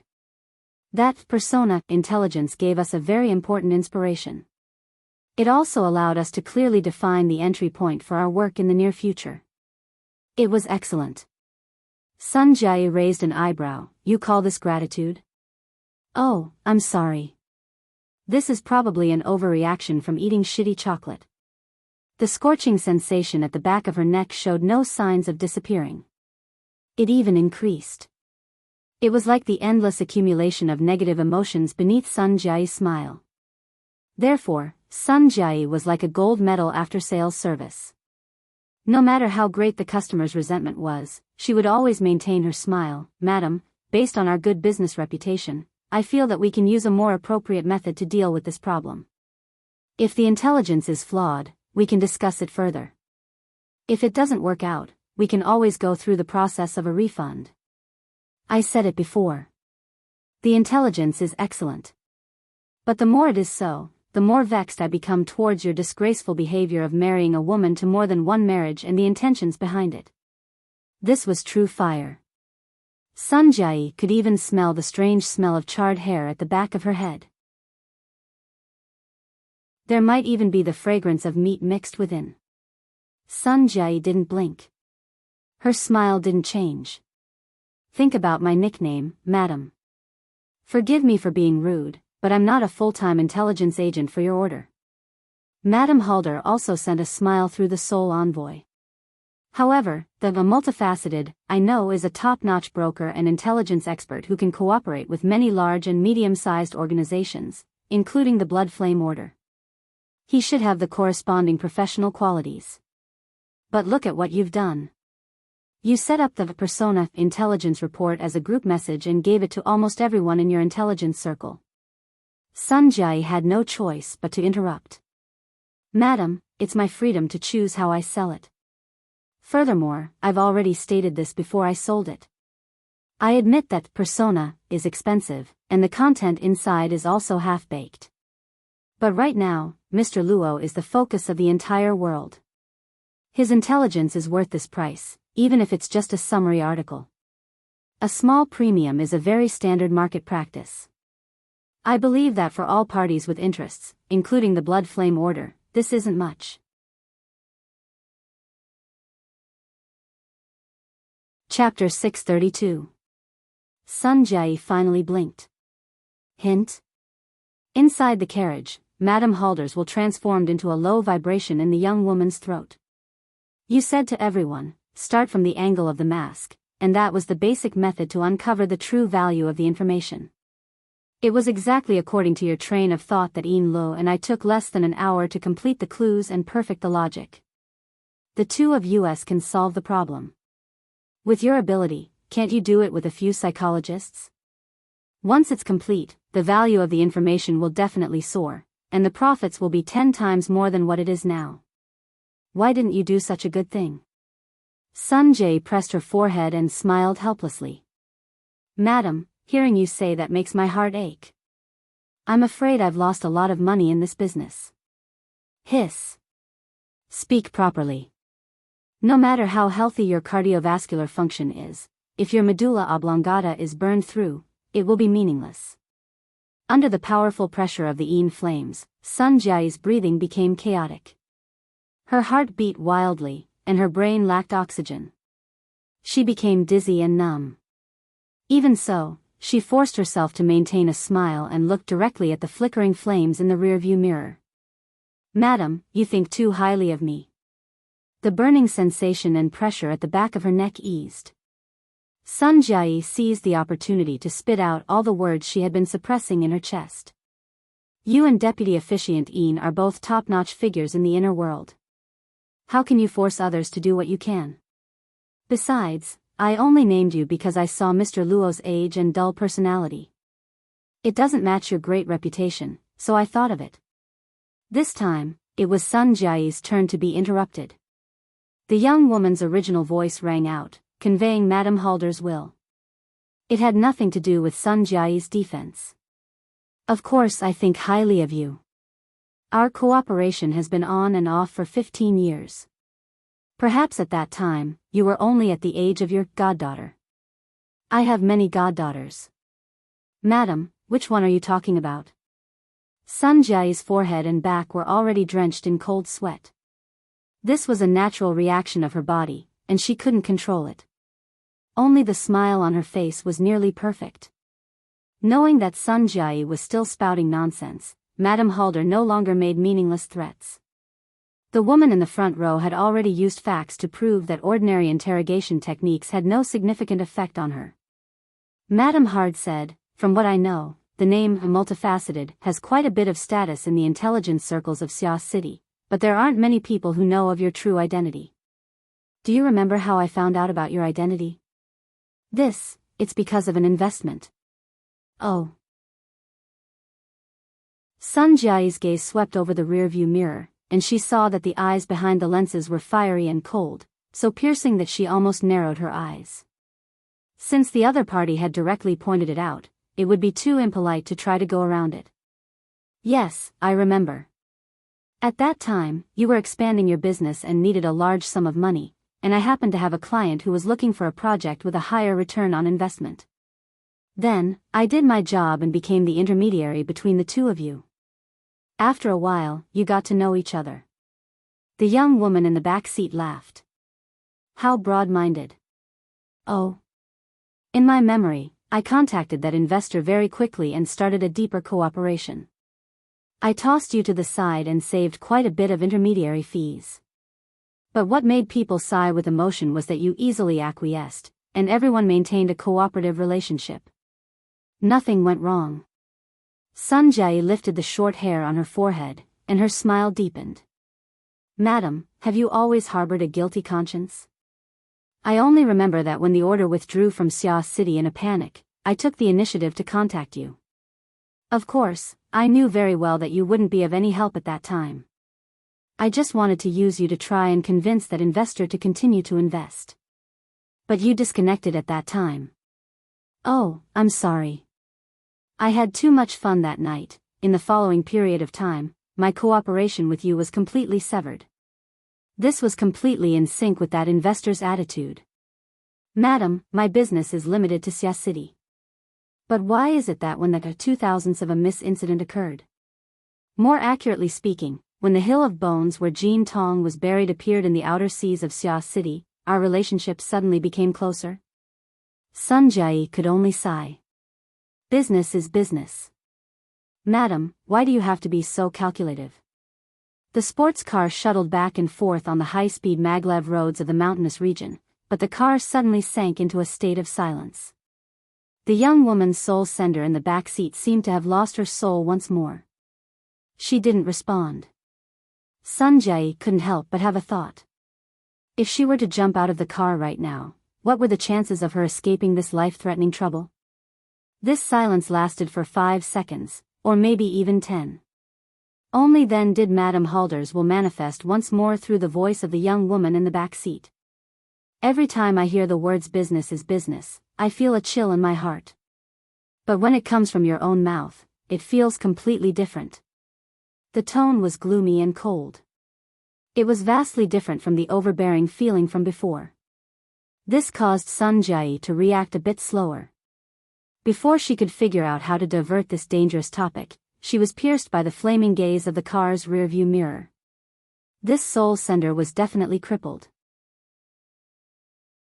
An indescribable thought popped up in Sun Jiayi's mind. Then she heard the other party's voice again. You don't have to explain or hide it anymore. In the short term, my judgment of your identity will not change. I came to find you tonight and spoke to you. There was no element of probing in it. I just wanted to inform you, and vent. Madam. I hope you can convey my attitude and the corresponding judgment to that person. I'm talking about the judgment of her current investment project. In the car, only the low voice of the soul sender reverberated. You didn't give me the complete information. Instead, you acted like a foolish and greedy businessman. You dug out a gold mine but haven't fully explored its reserves yet. You couldn't wait to package it up and sell it off. You even married one woman to another. Do you feel that this gold mine is more effective and that you won't be able to sell it for a good price if you sell it later? Or do you not think highly of the gold mine's reserves, so you don't hesitate to ruin your reputation in order to make money first? Or do you want to deliberately muddy the waters and obtain even greater benefits from a level unknown to others? Out of respect for that investor, I choose the third option. Sun Jiayi also fell silent. She no longer tried to correct Madame Halder's train of thought. The information you gave me seems to be a half-finished product. In reality, although the value of the complete information is high, it is very difficult to sell it for a suitable reason. The half-finished information doesn't have this kind of sensitivity. Instead, it is easier to conceal your intentions. Some people will mistakenly believe that gold has been dug out from the sand, but they will ignore the direction behind it. After all, Luo Nan is quite simple. His personality, strong points, and weak points can be discovered as long as one puts in a bit of thought. And it is because he is simple that there are only a limited number of places that can be used.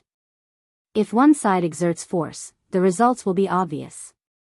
If two sides exert force, there will be variables. And if more than three sides exert force together, it will become complete chaos. Under the interference of many sides, the designs and schemes of each side will not be able to achieve the desired results. The struggle surrounding Luo Nan will only become more complicated. Madame Halder took the initiative to stop and catch her breath upon speaking to this point. She even extinguished the invisible Yin fire on the back of Sun Jiayi's neck. Her attitude seemed to be easing up. Her originally straight back leaned back, making her look more like a passenger hitching a ride. She even asked for some opinions. Aren't there too many elements of conjecture? Sun Jiayi thought for a moment and said, there has to be a source of inspiration. A bit of stimulation or something. Yeah. There are two sources. The first is Yin Lu. She said that the uncertainties need to be reduced to a minimum. I have a very bad feeling about this. The second one. Do you know that Luo Nan and Tian Bang ran into each other on the streets tonight? I haven't received any tip-offs yet. But Madame said that they ran into each other by chance. I think that it really was a coincidence. Perhaps. But with Tian Bang's intelligence, how could he not know that communicating with Luo Nan in a hurry would only irritate him? He wouldn't achieve any results. And with his personality, he would probably rather bump into He Yuan's cold rebuke than engage in a meaningless entanglement with Luo Nan. So I believe that even if this encounter was a coincidence, he must have made some preparations in his mind. Perhaps he has grasped the principles and techniques of communicating with Luo Nan. Or perhaps he is still a bit lacking and wants to do some verification. He must have a share of your information. Now we can make the final inference. I once believed that you were making a fuss about Luo Nan. You used him as bait to draw away the attention of others, making it convenient for you to act. But then I thought of something she once told me. Investors act sneakily for the sake of controlling costs. But in the end, they always need an enthusiastic response. After a brief pause, the young woman in the back seat spat out a clear word from her lips. The blood flame order has been forcefully stopped before they can obtain an enthusiastic response. But you guys are already reaping the rewards from Luo Nan, right? If this is the case, I can roughly guess the position of that investor. The sports car had already driven onto the ring highway by now. The northern boundary of Xia City was higher in altitude. Looking through the front windshield of the car, most of the city district of Xia City was converged into a sea of lights. It was truly beautiful. And the mountainous region the car drove through became a scene of thick ink. It was connected to the faraway corners of the stars. The sports car pierced through the barrier of the air, whistling through the air with a humming sound. It was as if it had crossed the boundary between the wilderness and civilization in an instant. It was as if it had traveled from one dimension to another. Nothing seemed to have changed, but in reality, the endlessly expanding air pressure within the sports car was like an incorporeal bomb. It could explode at any moment. Sun Jiayi's voice came from the front driver's seat at a certain point before the explosion. It was just that it carried a peculiar tone. I've always been amazed by your gambling decisiveness. At the same time, I have reservations about your self-destructing inner core. This kind of heart isn't a good place to be. In the back seat, the soul sender suddenly raised his head. The eyes reflected in the rearview mirror were truly burning. Chapter 633. It was not even 7 o'clock in the morning. The winter solstice had just passed, and the early morning of Xia City did not provide enough light. The faint light from the sky could not penetrate the lake, so the bottom of the lake was still dark from the public activity area. Only when the enormous devil ray swam past the protective glass did the water become somewhat lively. Xia Junping did his morning exercise all the way to school. He bought some snacks on the way and arrived at North Shore Gear. He arrived relatively early. There was no one here except for Shui Lei, who woke up earlier than him, and Cat Eyes, who was yawning. Cat Eyes had it the hardest out of everyone. It was her turn to be on duty last night. Faced with a beauty, Xia Junping had to find something to say. Where's Teacher Luo? He. Xia Junping immediately understood. He's in seclusion again. Cat Eyes curled her lips. Nth time he pulled an all-nighter. Shui Lei defended her. Sister Cat Eyes, didn't you say that he just received some important information last night? What information? Xia Junping was very curious. Cat Eyes yawned again. It seems to be a collection of theses written by his mother when she was alive. Senior Sister Qingwen's theses can be found in the school library and journal websites. It seems to be an unfinished work. It hasn't been officially published. It's the present he received from the meeting with Professor Pan last night. No wonder. Xia Junping understood and expressed an optimistic attitude. A few theses. They're unfinished. They won't take long. They're just mementos. Cat Eyes extended 4 fingers, 4 petabytes. Those documents are 4 petabytes in size. Xia Junping was smashed silly. 4 petabytes? With such a size, even the most realistic virtual reality documents would have hundreds to thousands of hours of playback time. Let alone ordinary words and pictures. Cat Eyes chuckled. He really sank in. When he comes out, this semester will be over. Xia Junping immediately cried out. Don't. The real-time check-in system is getting more and more perverted. 3 to 5 days is fine, but if he really is in seclusion for a long time, even if I bring out the headmaster, it won't work. Cat Eyes gave Xia Junping a rare pat on the shoulder. Might as well suspend him from school. Humph, I thought he was a little sober, but it turns out he's still in a daze. What a waste of breath. The beauty's intimate attitude made Xia Junping's brain heat up, and he couldn't control his mouth. That means you still haven't given me enough. In the next second, Xia Junping fell to the ground along with the chair. He was confused. This was the only drawback after becoming half an insider. Cat Eyes and the others knew that he was no longer a little newbie who would die with a single poke. They did not hold back when they attacked. It was a pity that he had not truly awakened yet. What would they do if something bad happened to him? Xia Junping was about to protest loudly when Jerry, who had just successfully stolen some snacks, happily stepped over his chest and used his face as a stepping stone to jump forward. F***CK, unfilial son.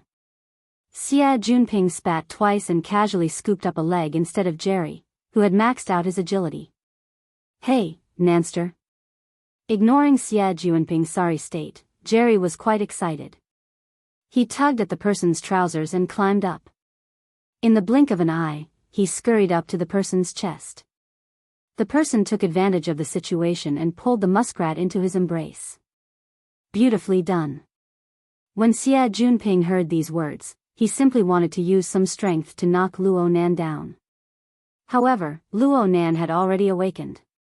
He relied on his fleshly body cultivation to take root beneath his feet.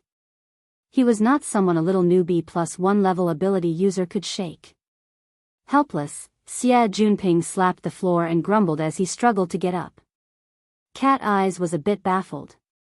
You're in a pretty good mood? Luo Nan sat in front of the bar and revealed a smile to everyone. His smile was more persuasive than any words. Cat Eyes became even more baffled. Not even 8 hours had passed. He had just slept. No, this bro didn't sleep at all last night. How could a person's mood undergo such an earth-shattering change? Cat Eyes blinked and asked subconsciously, have you finished looking through all the information? Luo Nan picked up a snack and stuffed it into his mouth. He answered vaguely, how is that possible? There are so many. It would be hard to go through them in 2 or 3 years. Take your time. I'll look through them bit by bit. Don't overlook anything. Cat Eyes reached out to probe his forehead, but Luo Nan slapped her hand down in a bad mood. The group looked at each other in dismay. They had no idea where Luo Nan's appearance of great enlightenment came from. Actually, if the 2 first oblatums of the Blood Flame Order, who had been busy all night, were invited over, they would be able to obtain the correct answer very quickly. They might even be able to make further deductions. However, no one here was omniscient and omnipotent. Everyone could only console themselves. In any case, this was a good thing. Afterwards, the group gathered around the bar to eat breakfast. Or perhaps it could be said to be the dessert before the meal. The food that Xia Junping had casually bought was just enough to fill the gaps between the teeth of these ability users. The true breakfast was brought over by Chinikuan, who was responsible for taking over the shift. Compared to normal people, it was at least 10 servings. There was even a meticulously brewed medicinal porridge inside. It had extraordinary effects and was expensive. It was hard to buy it on the market. All of this had to be shared with the entire team. Only Luo Nan, a dog who got rich from teaching, could afford it. At least half of the reason why Xia Junping woke up early was because of this medicinal porridge. Not only did Chinikuan bring the breakfast porridge, he also brought the latest news. Yesterday, the Xia City military sent a letter. They wish to cooperate with the branch to develop new business. It should be related to the purification of the mental plane. Cat Eyes laughed in spite of herself. When did the military start managing propaganda? Are they trying to meddle with ideology? Are they trying to rebel? It's not a rebellion. I'm saying that it has nothing to do with ideology. Chinikuan was careless and let Cat Eyes fly away. He laughed bitterly and was about to explain when Luo Nan suddenly spoke up beside him. It's the scavenger. Yes, that's it. The cleansing and purification of illegal orders and black witchcraft in the Abyss region. It's to lower the rate of the so-called murder in the inner world. Chinikuan came to a realization after speaking. You know about it? Vice President, he mentioned it? No, Shangtian Bang said it last night. I bumped into him on the road. Luo Nan responded and didn't say anything else. Shuelei, who had been eating with his head down, interrupted. He must have seen the use of the blood intent ring's fortress. Last night, Brother Papercut and the others played with firecrackers the entire night. They had a lot of fun. Midnight even left a message in the group. She wants Nanster to develop some sail, thruster module, and a cannon and giant ship. Luo Nan grunted, I saw it too. I can give it a try later. The configuration is easy to talk about, but to turn it into a product, it will most likely take the form of a paper talisman.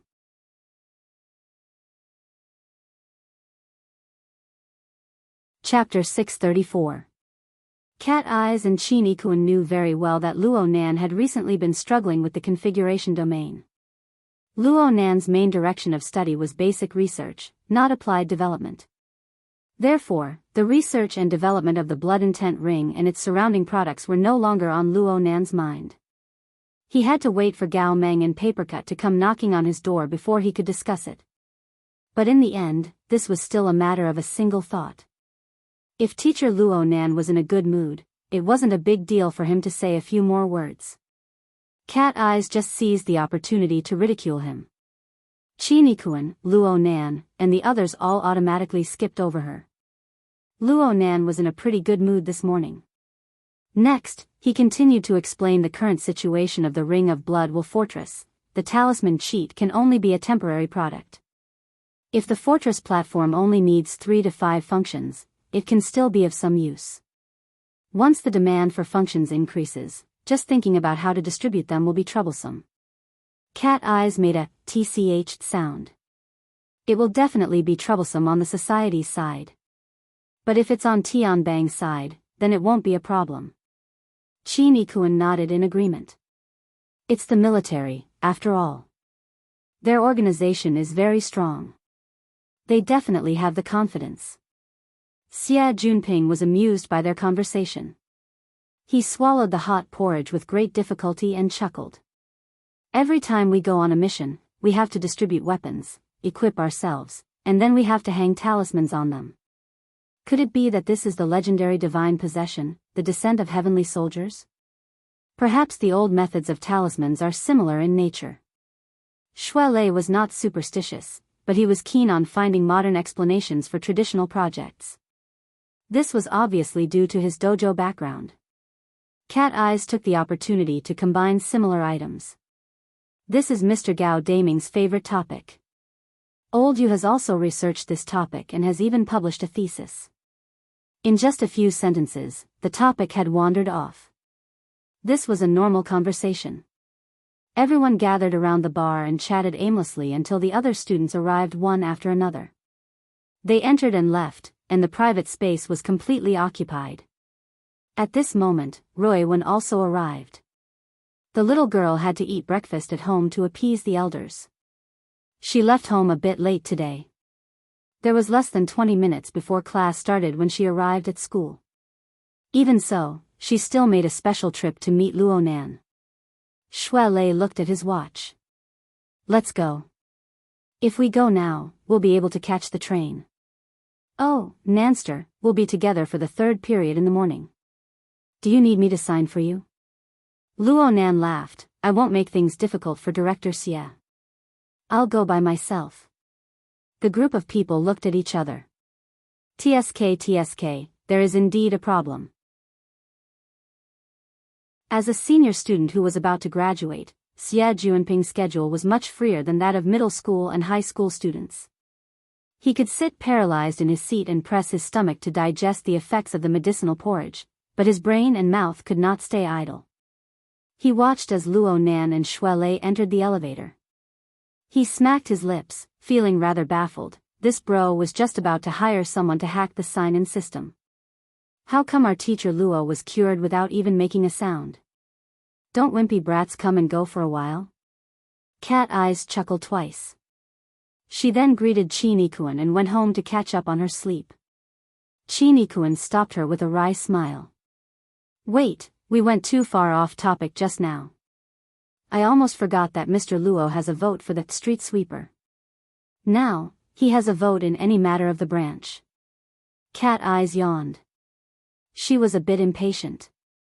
You can just tell him directly. What does it have to do with me?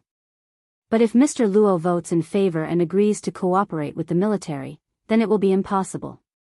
According to the relevant business requirements, he will be very busy for a period of time in the future.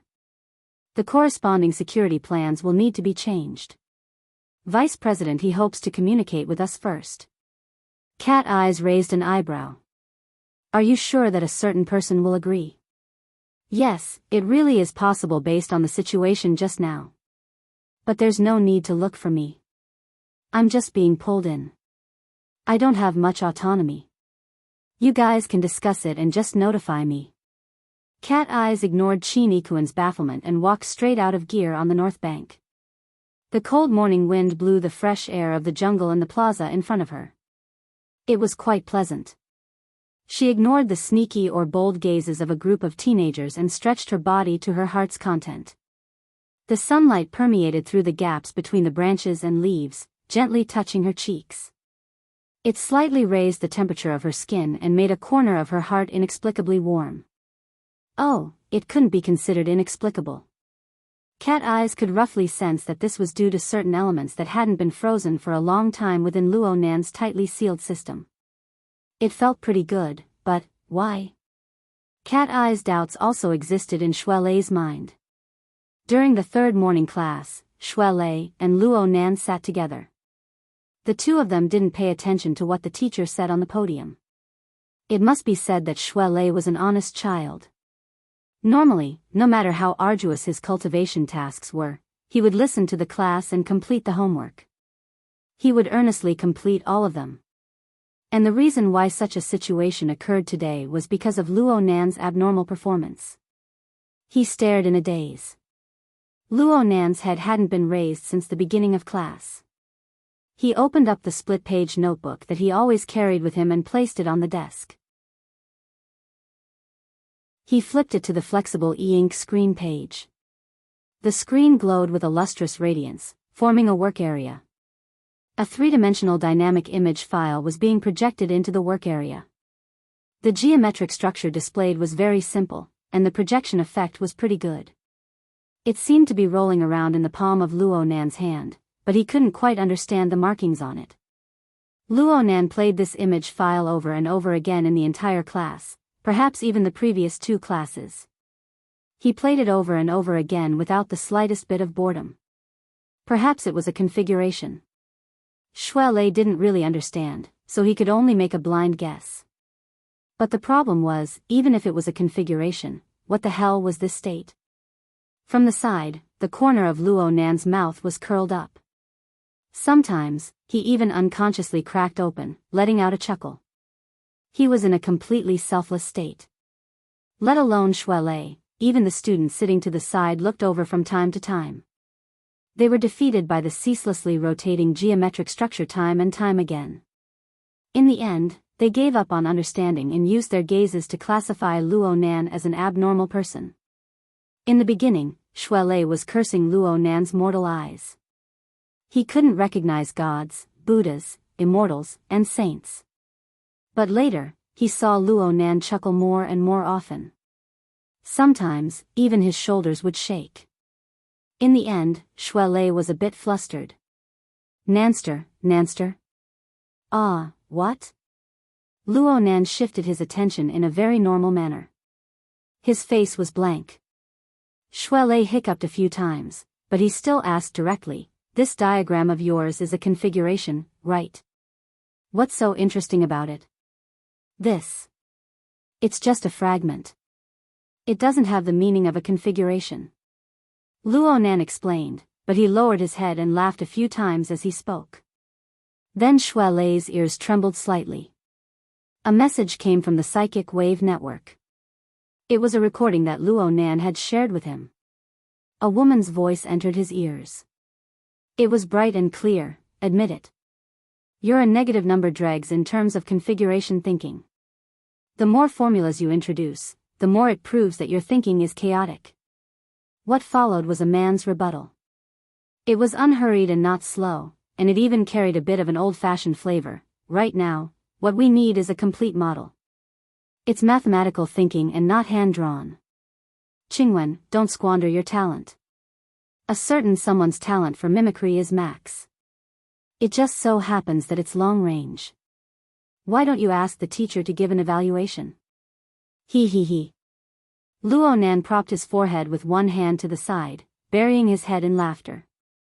Shui Lei didn't find the humor in this conversation, but the name mentioned made him flabbergasted. This is.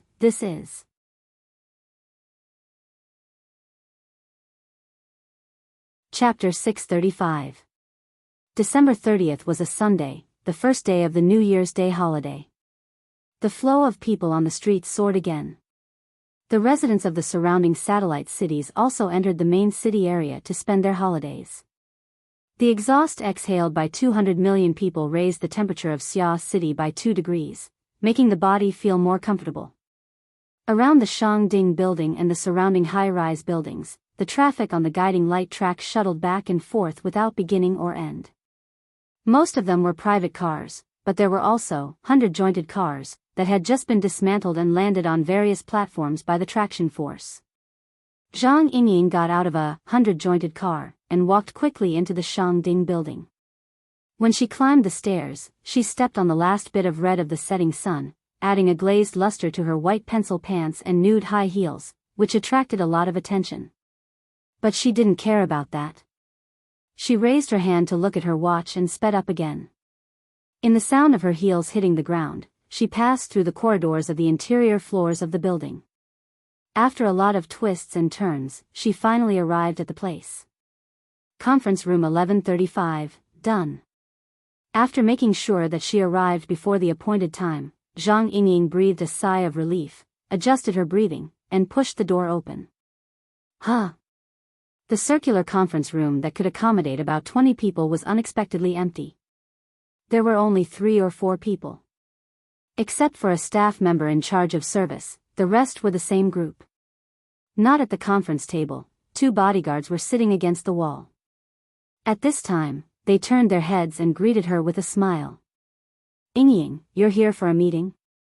Big brother, Captain Gao. Zhang Yingying responded with the way she was used to, and then curled her lips. His Majesty said he wouldn't come, but he only gave me half an hour to replace him. I climbed up from the bottom of the sea. While they were chatting, Zhang Yingying's eyes glanced at the young man at the conference table who was obviously a top perception master, but had no reaction to the changes in the outside world. Zhang Yingying gritted her teeth. This guy. The 2 bodyguards laughed, but they had no intention of intervening. After the lecture on the 14th, in addition to the 2 concepts of cage and configuration that shook the world, the several bets that came before and after also painted the whole situation with a strange gossipy color. Many people in the inner world knew that the young genius, Teacher Luo, had a beautiful female guard beside him who was extremely eloquent. She had insulted the senior B-class expert, REE, until she lost her composure and lost all face. As for Xia City, Zhang Yingying's favorable impression of Luo Nan was pretty much an open secret. It was just that Luo Nan, the main character and the core of this matter, didn't seem to have this awareness at all. This young man, who had just turned 16, seemed to always live in a dimension that was difficult for outsiders to understand. Sometimes he was depressed, and sometimes he was in high spirits. He did not seek external help and had his own logic. Luo Nan was earnestly looking at his flexible e-ink screen. He used his finger to open a folder. This was his mother's research data, which he had transferred from Professor Pan's cloud space. The theme of the information was modern architectural design, but for 99% of the world's designers, it was tantamount to a book that they could never understand. In the folder that he had just opened, there were about 7 or 8 different kinds of documents, from the most primitive observation data to intuitive 3-dimensional models, including the corresponding analysis and calculation. There were also some ideas that were written down on the spot, recordings of discussions, and even videos left behind. These documents together formed a basic unit. It didn't revolve around design theories or cases, but rather a genuine basic configuration. It was just a fragment that had lost the meaning of the configuration. There were about 3,000 to 4,000 similar units. Together, they formed the accumulation of basic research data on the configuration. This was a gift from the heavens that Luo Nan didn't even dare to dream of. Mom must be watching me from the heavens. Luo Nan couldn't help but fantasize about these things. For the first time, he willingly crawled under the mighty power of fate, loudly praising it. He had once thought that since his mother was able to build a passageway that led to the clouds, she would certainly carry out explorations and research in that bizarre world. Thoughts were thoughts, but he never would have thought that the results of his mother's research were like a light boat crossing a specific path in the long river of time. They formed a predestined intersection with him, who had similarly chosen this path and was doing his best to row forward. The inheritance of fate was the highest reward for his 5 years of life and death struggle. Of course, Luo Nan wouldn't forget. He was very grateful to Professor Pan Wen, who had created, or at least accelerated, this intersection. There was also Tian Tian, Tian Tian, and Tian Tian, as well as all the people within this river of fate who had given him a boost. Hey, didn't you say that you were in a good mood? Why are you becoming more and more aloof? Zhang Yingying finally couldn't hold back. She slapped Luo Nan on the shoulder, announcing her existence. Luo Nan, who was wandering in the river of fate, was slapped onto the shore by Zhang Yingying's slap. He finally turned his head, but the side of his face met with an open lapel of a light-colored short-sleeved suit. He instinctively leaned back and saw a white-collared beauty with quite the intellectual and capable air. Zhang Yingying had one hand on the conference table. Her body leaned forward, and she was very close. She cast a very direct gaze on Luo Nan's face. From Luo Nan's perspective, Zhang Yingying's clothes were more meaningful. This sort of outfit stirred up even more of his memories and emotions. Luo Nan still remembered that just 3 months ago, this was the same person who had disguised herself as a lawyer and boarded the ship that blocked the mountain. She continued to participate and push, making him willingly enter the water. She walked step by step into the deep water, all the way until he entered the river channel that belonged solely to him. She obtained the highest reward. So Luo Nan was very grateful to her. It could be said that he didn't forget his old kindness. Luo Nan couldn't help but laugh. I was just thinking about you. Zhang Yingying was a bit stupefied, but when she saw Luo Nan's expression, she knew that she was thinking too much. Even so, she was still in a bit of a difficult situation for a short period of time. She didn't want to retreat and show weakness. She just subconsciously reached out to touch the flexible screen and opened a document in the folder. It was originally a meaningless action, but the complicated mathematical equations stung her eyes with a couple of glances. Do you understand these? Yeah, not really. Luo Nan was very honest. The information passed down by his mother was very detailed, but the level was also very high. Luo Nan still didn't understand some of the special algorithms involved. He probably needed to search for information or even learn the relevant knowledge on the spot. He would need to grind it down bit by bit. In these 2 days, Luo Nan specially selected recordings and videos to experience them one by one. He only skimmed through the rest of the information. He didn't read it in depth. Even so, he felt dizzy every time he looked at a few sets. It was hard for his mind to continue. Luo Nan laughed when he thought of this.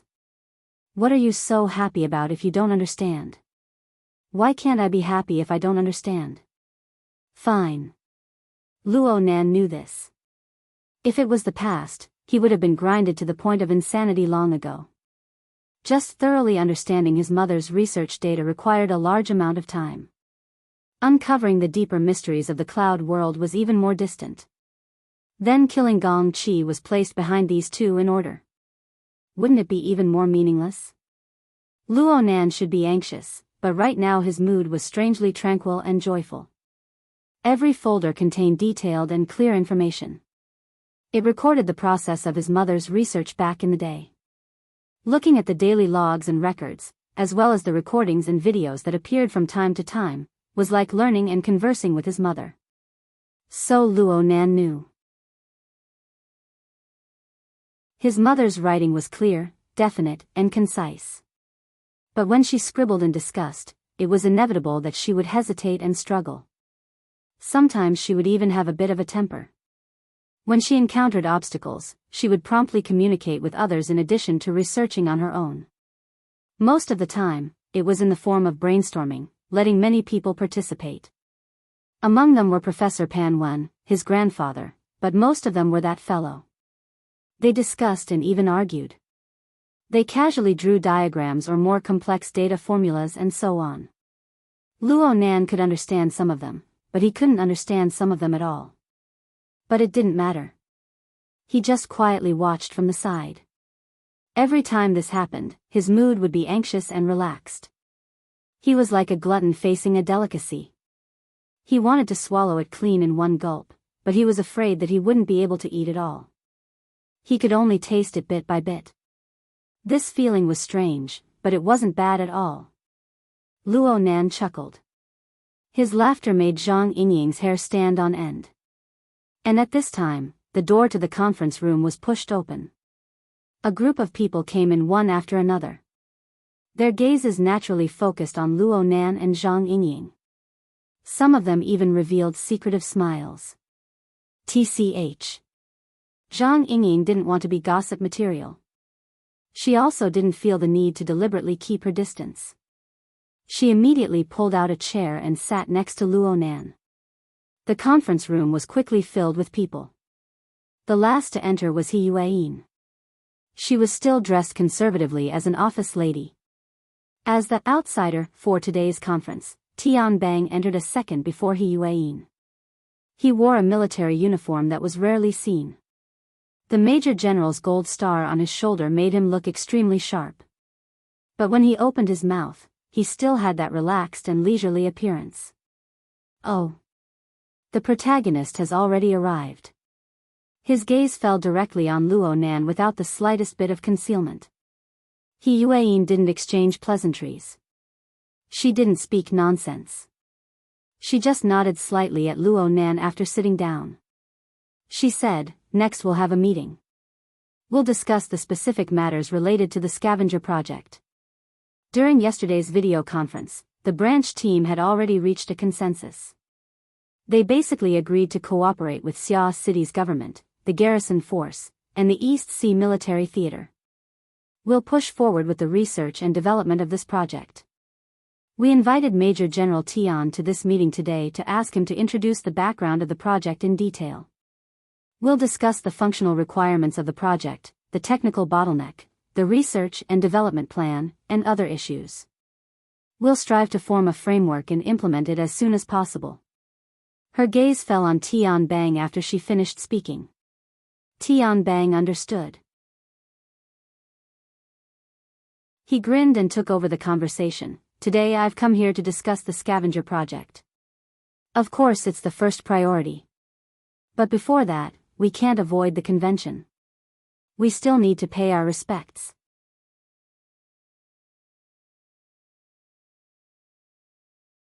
Chapter 636. Right now, the people seated in the conference room included a B-rank power like Gao Meng, the vice president, 2 veteran deputy secretaries, and several members of the technical team. Basically, half of the technical elites of the Xia City branch were here.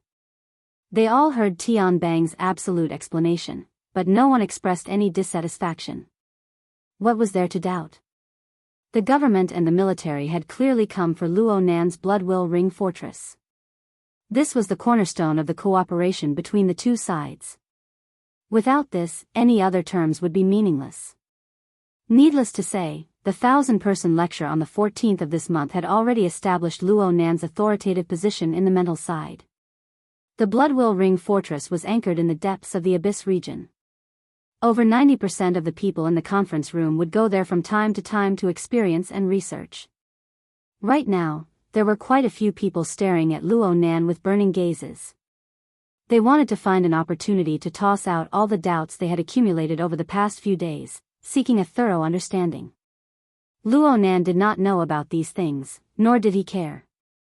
According to common sense, after Tian Bang's flattery, Luo Nan should have said a few polite words to complete the formalities. This was the custom of mutual business flattery. But Luo Nan did not react until Tian Bang finished speaking. He just sat steadily in the middle of the conference room and raised his head, indicating that he was listening to him. That was all. Fortunately, no one raised too high a demand for Luo Nan's conduct, especially Tian Bang himself. He had already experienced Luo Nan's apathy and dullness 2 nights ago, so he just laughed it off. Then he signaled to the staff to turn on the projection equipment and show the finished presentation to the participants. Of course, General Tian was a bit arrogant. He would not waste his breath explaining. The following introductions fell on the shoulders of his accompanying aide. Next, let me introduce the background of the project. The one who stood up to act as the speaker was Lieutenant Colonel Zhu Ling. This young soldier was also an old acquaintance of Luo Nan's. They had even eaten a meal together a few days ago because of the Thunder Falcon dojo. Zhu Ling was different from his own sloppy superior. He always had a serious and upright expression. His figure was ramrod straight like a soldier, and he naturally brought the atmosphere of the conference on the right track. Luo Nan was a bit distracted at this time. The situation before him made him think of the mutant infection incident that he and Peony had dealt with together. There was a time when he had attached his soul to ink and participated in this kind of briefing. It seemed to be much more interesting than this. Another important reason was that the background information provided by the military was nothing new. Although Luo Nan wasn't present at the voting site yesterday, he was able to get a basic understanding of the situation through Tian Bang's prior communication. There weren't too many changes. Zhang Yingying, who was beside him, was a temporary helper who had been brought in when she was in seclusion. She didn't know much about the project, so she listened attentively at first. However, Zhang Yingying was in the most well-informed hidden indigo firm.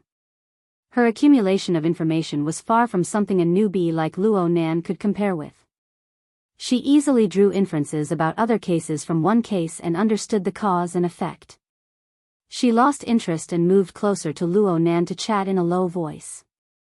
In the end, she was still able to keep up with today's main topic. The government and the military have finally found an opportunity. Oh. Luo Nan didn't refuse to whisper to his friend. He also wanted to hear Zhang Yingying's opinion. They have always disliked certain B-class experts and even transcendents from the inner world. I'm talking about the mental side. Especially people like Snake Tongue, who dabble in curses and witchcraft. Of course, there are also those illegal orders. They play with all kinds of blood sacrifices and black masses. Every year, several thousand lives are involved in the inner world murders. They want to control them, but they can't. They can't get any benefits either. Of course, they hate them to the bone. Zhang Yingying's explanation was very close to Tian Bang's, excluding a few subjective descriptions. She chuckled as she spoke, on the side of the government and the military, Old Gao and the others. Oh, and you as well. They are all criminals engaged in illegal construction. It's just that right now they're thinking of enlistment. Illegal construction. I don't think it counts. The Abyss region is more appropriate to call it a land outside of the law or a wilderness of the vast sea. Yes, Mr. Pioneer Luo Nan. In the ability system of the society, the code name of a B-class expert was architect. Some people say it was engineer, but the former was more appropriate. Of course, the fleshly body could be used as well. It wouldn't be wrong to say that the structure of the body and soul was constructed. However, the earliest source of this name was the so-called Abyss Region Architect. It referred to the mental side building their own house in the Abyss region. Everyone had an intuitive understanding of the vile environment of the Abyss region after the appearance of the fortress. It was absolutely not an easy task to complete the construction of structures there. Even a veteran B-class expert like Gao Meng could only plant simple structures such as the spirit glyph for a short period of time. They couldn't withstand the wind and rain for long periods of time. Even more amazing characters were able to retain some seeds and frames, and then construct more complex structures on top of them. Only transcendents were able to construct semi-permanent structures, forming all sorts of inconceivable effects. Reaching this step, one could already be called a god, according to the words of the various orders. Reaching this step, the so-called religious altar residents, could already borrow the berserk and inexhaustible power of the Abyss region. Its level and intensity far exceeded the limits of humans, forming a virtuous cycle. But how many transcendents were there in the world? Constructing structures in the Abyss region was so difficult. It was inevitable that some people would come up with crooked ideas. They would forcefully seize a person's essence energy, stimulate a mortal's heart, extract soul strength through black witchcraft, evil sacrifices, and so on. These were the most common methods. There were also darksider life forms like the human-faced arachnid. There were also some mutants that possessed special abilities. They were born to stir up trouble in the Abyss region. Due to the special nature of this level, the effects were enormous. Some of them were even vile. This caused the already dangerous and complex Abyss region to become even more foul. Looking at it from this angle, the work of scavengers was indeed necessary. The guide Zhu just so happened to transform the relevant statistical data into an intuitive pie chart. He talked about how many types of illegal constructions were in the Abyss region. He talked about how much direct damage was caused. He talked about how much trouble would radiate to the traditional 3 belts on the mental plane, and so on. Of course, he also talked about the benefits that would be brought to everyone's cultivation and lives after the governance was perfected. In short, he acted as if he had ample reasons and was worthy of trust. Gao Meng, who sat across from Luo Nan, let out a yawn. He was also one of the people who voted last night. He really wasn't interested in these official articles. He squinted his eyes to see Luo Nan and Zhang Yingying chatting happily. Then he thought about how he didn't stop Luo Nan last night. He felt a bit unbalanced in his mind. He knocked on the table.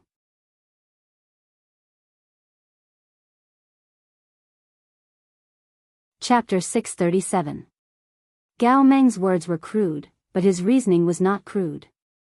The background and significance of the project could be explained to the heavens, but in the end, it all came down to practicality.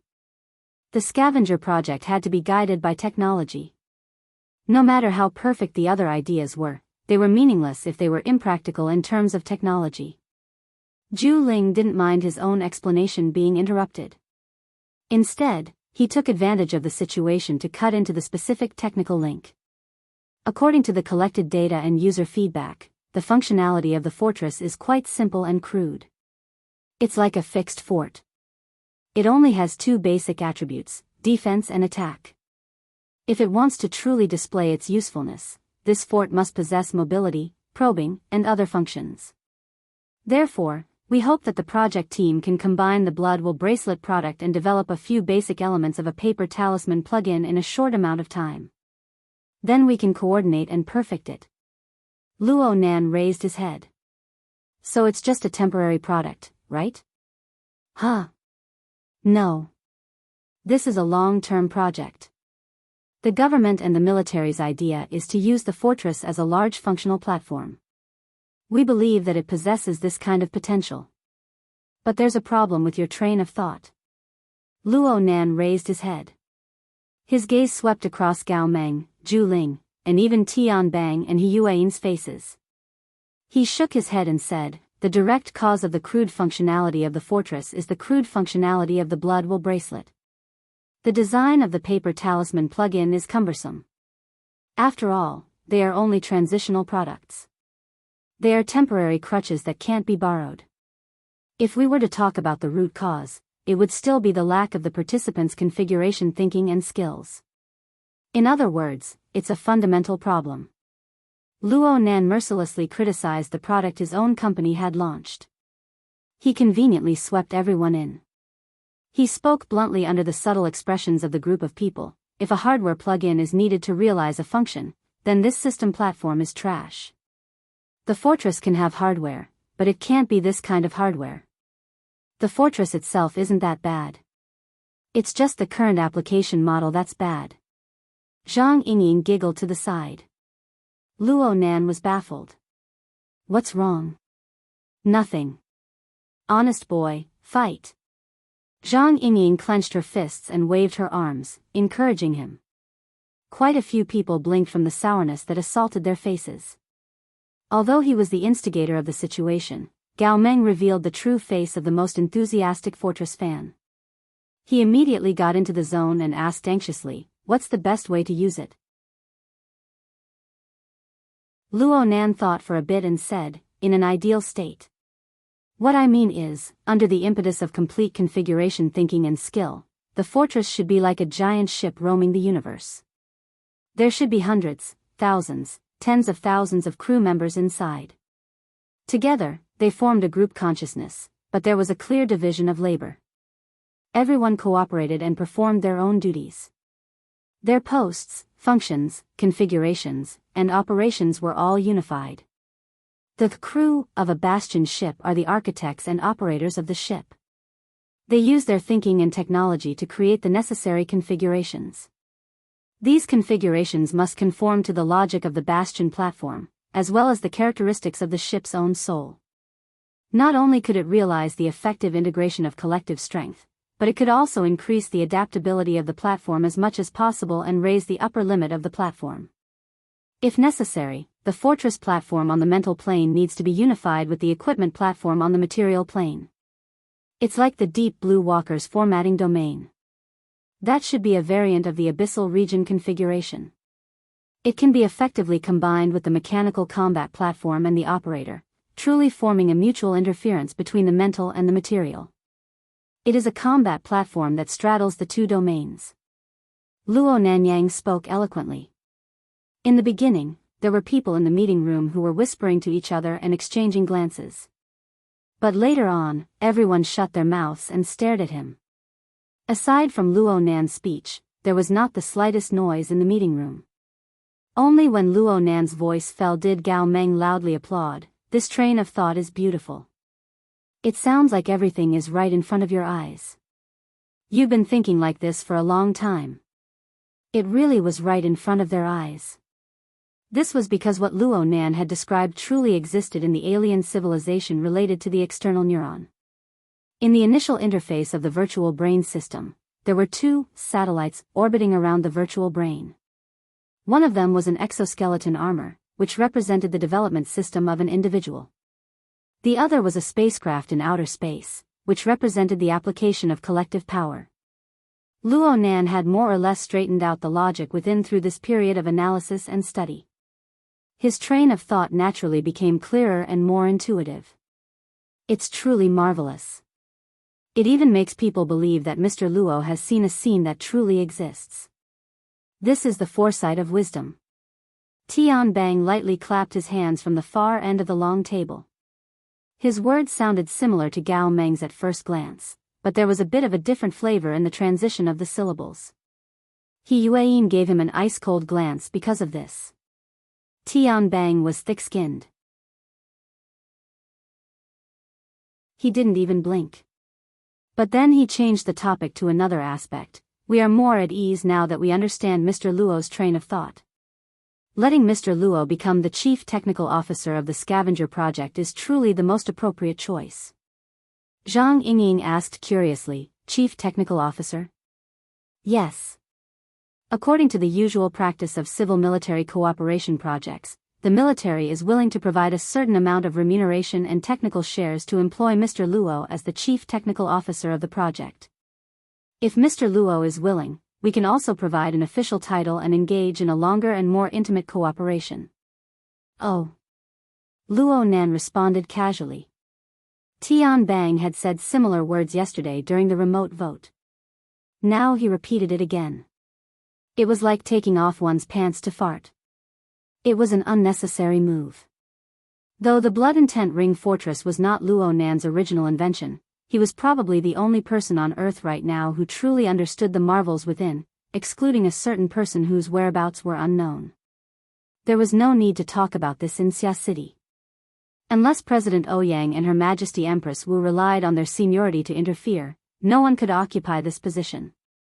Since he had agreed, he had to do things. Luo Nan had a basic train of thought.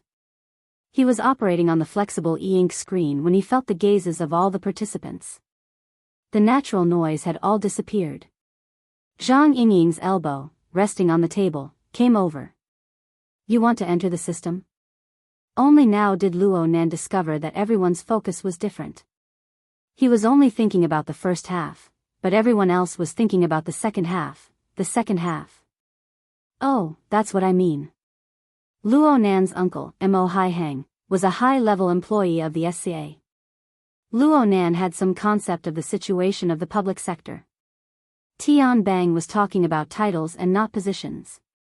This meant that if Luo Nan nodded, he could enter the military and government public sector and become a public employee. He could enjoy the most stable social benefits, but of course, he would be restrained by the entire public sector. He was not interested in this at all. Let's talk about titles and whatnot later. It's too troublesome. I don't want people to manage me. The breathing noises in the conference room returned to normal after hearing Luo Nan say this. The group of people all laughed. It had to be said that Luo Nan's current way of thinking was quite in line with his age. They were all laughing, but there were subtle differences between members of the military, members of the society, and even different people. Luo Nan didn't pay attention to these things. It was just as he said before. The fortress was still far from complete. He needed to expend a considerable amount of energy to supplement and amend it. Defense, attack, movement, and detection. There were 4 basic elements in total. Not only did he need to perfect them one by one, he needed to form a complete system. Even if he could find mature and complete examples in the user manual and the virtual brain system, the original design would not be suitable due to the difference in the user's basic abilities. It wasn't something that could be done in a day or two, or even a month or two. Luo Nan operated on the flexible e-ink screen. The first thing he opened was the calendar and the corresponding work schedule. Zhang Yingying moved closer to take a look. She saw that the schedule was at least half a year later. She couldn't help clicking her tongue twice. Luo Nan ignored her this time. He considered how he should insert the research and improvement work of the Blood Intent Ring Fortress into the process of learning the external neuron configuration theory, researching his mother's thesis, and collecting and analyzing the cloud configuration fragments. Well, from this angle, the transformation of the fortress, the construction of the Blood Soul Temple thousands of kilometers away, and even the specific actions of killing Gong Qi in the cloud world were all considered exercises in the process of learning and research. And when he considered the difficulty, the transformation of the fortress seemed to be relatively simple. It was just right for a beginner like him. Luo Nan's last bit of apprehension was dispelled after he incorporated the mission into his own logical system. He immediately began to modify the schedule. He pondered about it for a while and said, I need to equip a team. Tian Bang, He Yueyin, and the others were discussing the specific issues of cooperation right now. However, the information that Luo Nan inserted was still the first priority. Tian Bang responded in the first instance, of course. Luo Nan wasn't going to be polite with him. Professionals can supplement depending on the needs. This includes but is not limited to mental side charms, perception, realization, mathematical modeling, mechanical design and manufacturing, material science. Oh, this includes laboratory production lines. Tian Bang chuckled, you're the CTO. Research and development revolves around you. As long as the circuits don't go out of line, the demand doesn't exceed, and the output is uninterrupted, you can have whatever you want. Zhang Yingying curled her lips. Nonsense. Luo Nan was quite content with this before he was certain of a problem. He didn't say anything else. And at this time, someone from the society raised a question. It was directed at Tian Bang. I have a question. If the reconstruction of the fortress is completed, its performance will be as expected. Then is there a clear direction for the goal? Is it to be pulled into the wilderness to fight against the mutants and dark-side races? Or is there some other plan? I feel that the government and the military don't have a clear arrangement in this regard. The person who spoke could be considered an acquaintance of Luo Nan's. It was another B-rank mental side psychic, Mr. Bai. His daughter was the mysterious and treacherous Bai Xinyan, who was hard to distinguish between friend and foe. Tian Bang maintained his smile in response to Mr. Bai's inquiry. Even though I have confidence in Mr. Luo's talent and strength, it isn't a safe choice to go face to face with a monster like the human-faced arachnid when you've just set foot in this brand new domain. I am willing to suggest that we first apply this epic-making platform to Xia City's own defense and public security. First, we'll eliminate a few small problems and troubles. We'll continue to accumulate experience and plan for the future. Mr. Bai continued to question, what are small problems and troubles? As long as the abyssal region is involved, it seems that there is no room for small fish and shrimps to interfere. I don't know if we can catch small fish and shrimps in the abyssal region. However, there are some people whose ambitions and desires have climbed too high before their abilities are sufficient. There are many such people. Xia City is no exception. Tian Bang gave Zhu Ling a meaningful glance. Zhu Ling understood and switched to the screen of the presentation. Soon, a circular interface that was pieced together from hundreds and thousands of garbled symbols appeared. This is an invitation to some absurd event. Tomorrow night is New Year's Eve. It should be about time. Is there anyone here who has received the latest information? A buzzing vibration sounded just as Luo Nan's voice fell. Though it was small and weak, it could not hide from the eyes and ears of the group of ability users in the conference room. Luo Nan was carrying out the initial details of the plan when he felt his wrist vibrate. His gaze shifted and he saw the virtual screen of his wristband appear. The garbled dial on it was extremely eye-catching. It was no different from what was displayed on the screen of the presentation.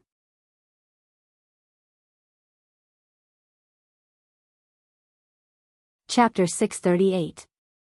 Crown, abandon the perfect position, like this, quickly turn back time. Deliberately bumping into each other will attract others to look around. The wine will help me lie.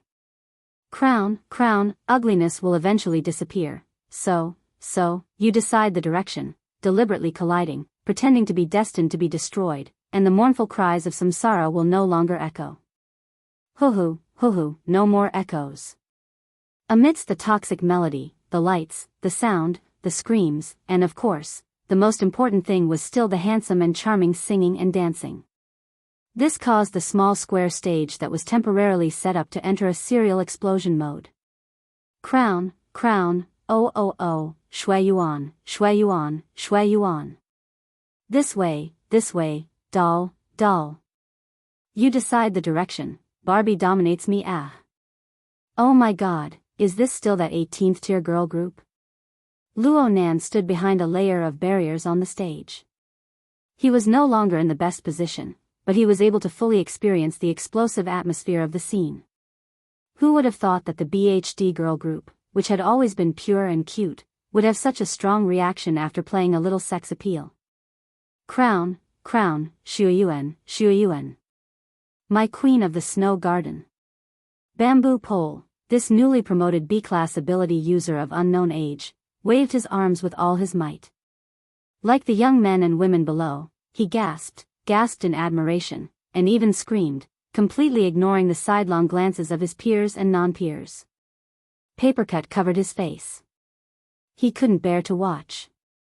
But when they looked further, Octopus, who was a medical worker, was also twisting his hips to show off his extraordinary sense of rhythm. It was as if he was on drugs.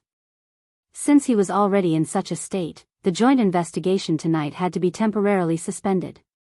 Sure enough, it's just as Brother Hai Jing said. It's more suitable for small venues. Luo Nan simply propped his elbow against the railing. He enjoyed this visual feast with a clear conscience. He never imagined that a naive person like Bai Yu would wear a suit, wear sharp eyeliner and maintain a cold expression while dancing. He almost didn't dare to admit it. There was an indescribable sexiness to it. Oh, speaking of which, I seem to have exposed something. Luo Nan subconsciously turned his face away. His line of sight cut through the entire region below. The BHD troop's small stage performance was part of Xia City's New Year's Eve celebration. Yep, a small part. To be precise, their performance was part of the small stage of the Flowing Water Group in Xia City's New Year's Eve event. While the song, Crown, was being played, at least a dozen similar performances were being performed in various areas of Cloud City Water Village. If there was a citizen in the sky square right above the large living area, he would be able to see the live broadcast of more than 10 small stage performances on the big screen in the square. But these were just for the sake of making up for the gaps in the square singing competition. However, all of these paled in comparison to the main venue in the municipal square. At least, that was the case in previous years. This year's New Year's Eve event at Cloud City Water Village was destined to be very different from the previous years. At the same time, he pulled out dozens of acting scenes and divided them into dozens of stages of various sizes. This proved that the director had either lost his mind or was going to go all out. Only with a huge investment of manpower, money, and energy can we achieve such a grand scene. Those guys are having a great time. Zhang Yingying adopted a pose that was more or less the same as Luo Nan's. She was supporting herself by his side. It was quite a coincidence that Zhang Yingying was dressed in a black suit with fine white stripes and shorts. She was dressed in the same style as the BHD troupe on the stage. She didn't have a lower body, revealing her snow-white long legs. If she were to jump onto the stage, the group of otaku men and women might mistake her for someone else, but they would most likely prostrate themselves before her slender and beautiful legs. Luo Nan just said, "Yep," when Zhang Yingying leaned close to his ear. "I heard that you have something going on with them." "Huh?" It just so happened that the sound waves surged. Yep, that must be it." Luo Nan's face was blank. He expressed that he didn't hear what you said clearly. Zhang Yingying raised her eyebrows. Luckily, Octopus, who was having a great time twisting his body around, shouted from across the crowd, "What's this girl troupe called again?" "BHD." Luo Nan responded loudly. He was very happy to get a few more fans for his friend. But his voice was forcefully pushed down by Bamboo Pole, who was having the most fun. "Snow Garden is the tallest." "Beauty leg." Octopus agreed loudly, "Beauty leg." "Holy crap." Luo Nan wanted to correct him, but when he saw the crisscrossing long legs under the light, he was dazed. He missed the first moment. Bamboo Pole had already crossed his body and shouted at him, "Boss, if you have a signed photo, release it immediately. I want a hard photo. Snow Garden has a high-class face. It's a pity not to take a hard photo." "Hard my ass." Luo Nan rolled his eyes. He was just about to seriously correct the attitude of this group of rotten people when a greasy voice spoke out from behind him, "If you want a photo, just take it on the spot. Now is not the time. Go back and have some peace and quiet. Take a good pose. Take a photo however you want." Luo Nan furrowed his brows and turned his head around. There were about 6 or 7 people behind him. They had just stopped not long ago. The leader was a middle-aged man in his 50s or 60s. He was a bit plump, and his clothes could be considered decent.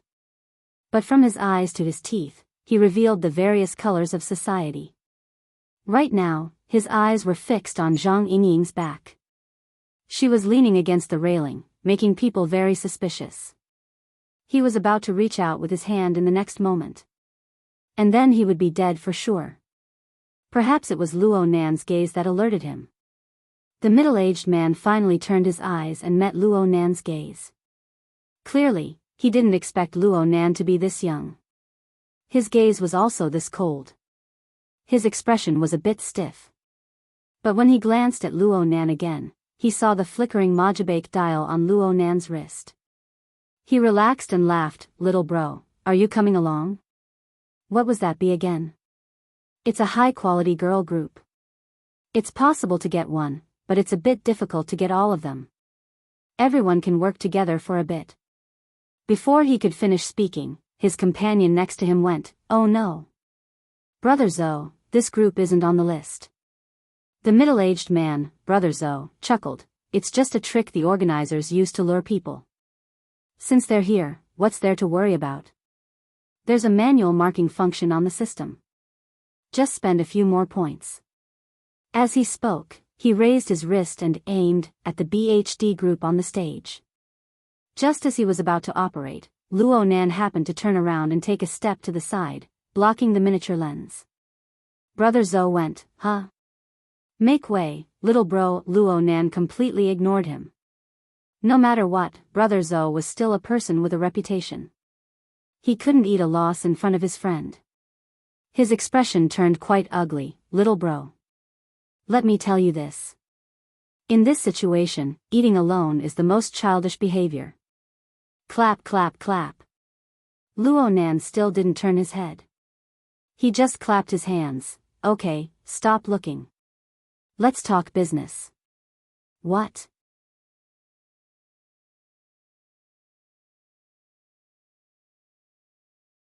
Chapter 639.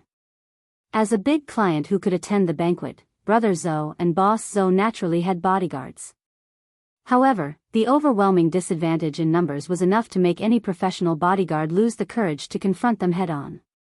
5 meters away, the bodyguards hired with a lot of money were quite professional, and they were trying their best to squeeze in. However, any one of the audience in front of them was blocked by the big bodyguard, who had a strong physique, and it was difficult for him to move forward. For a few seconds, Boss Zoe thought he was going to be beaten up.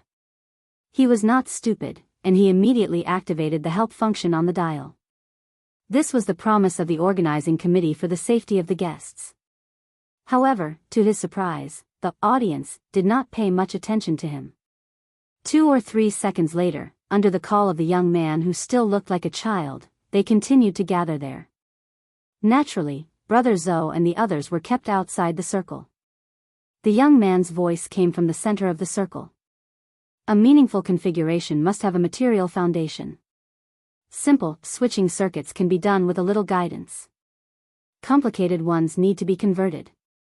The noise around the stage interfered with the voice transmission.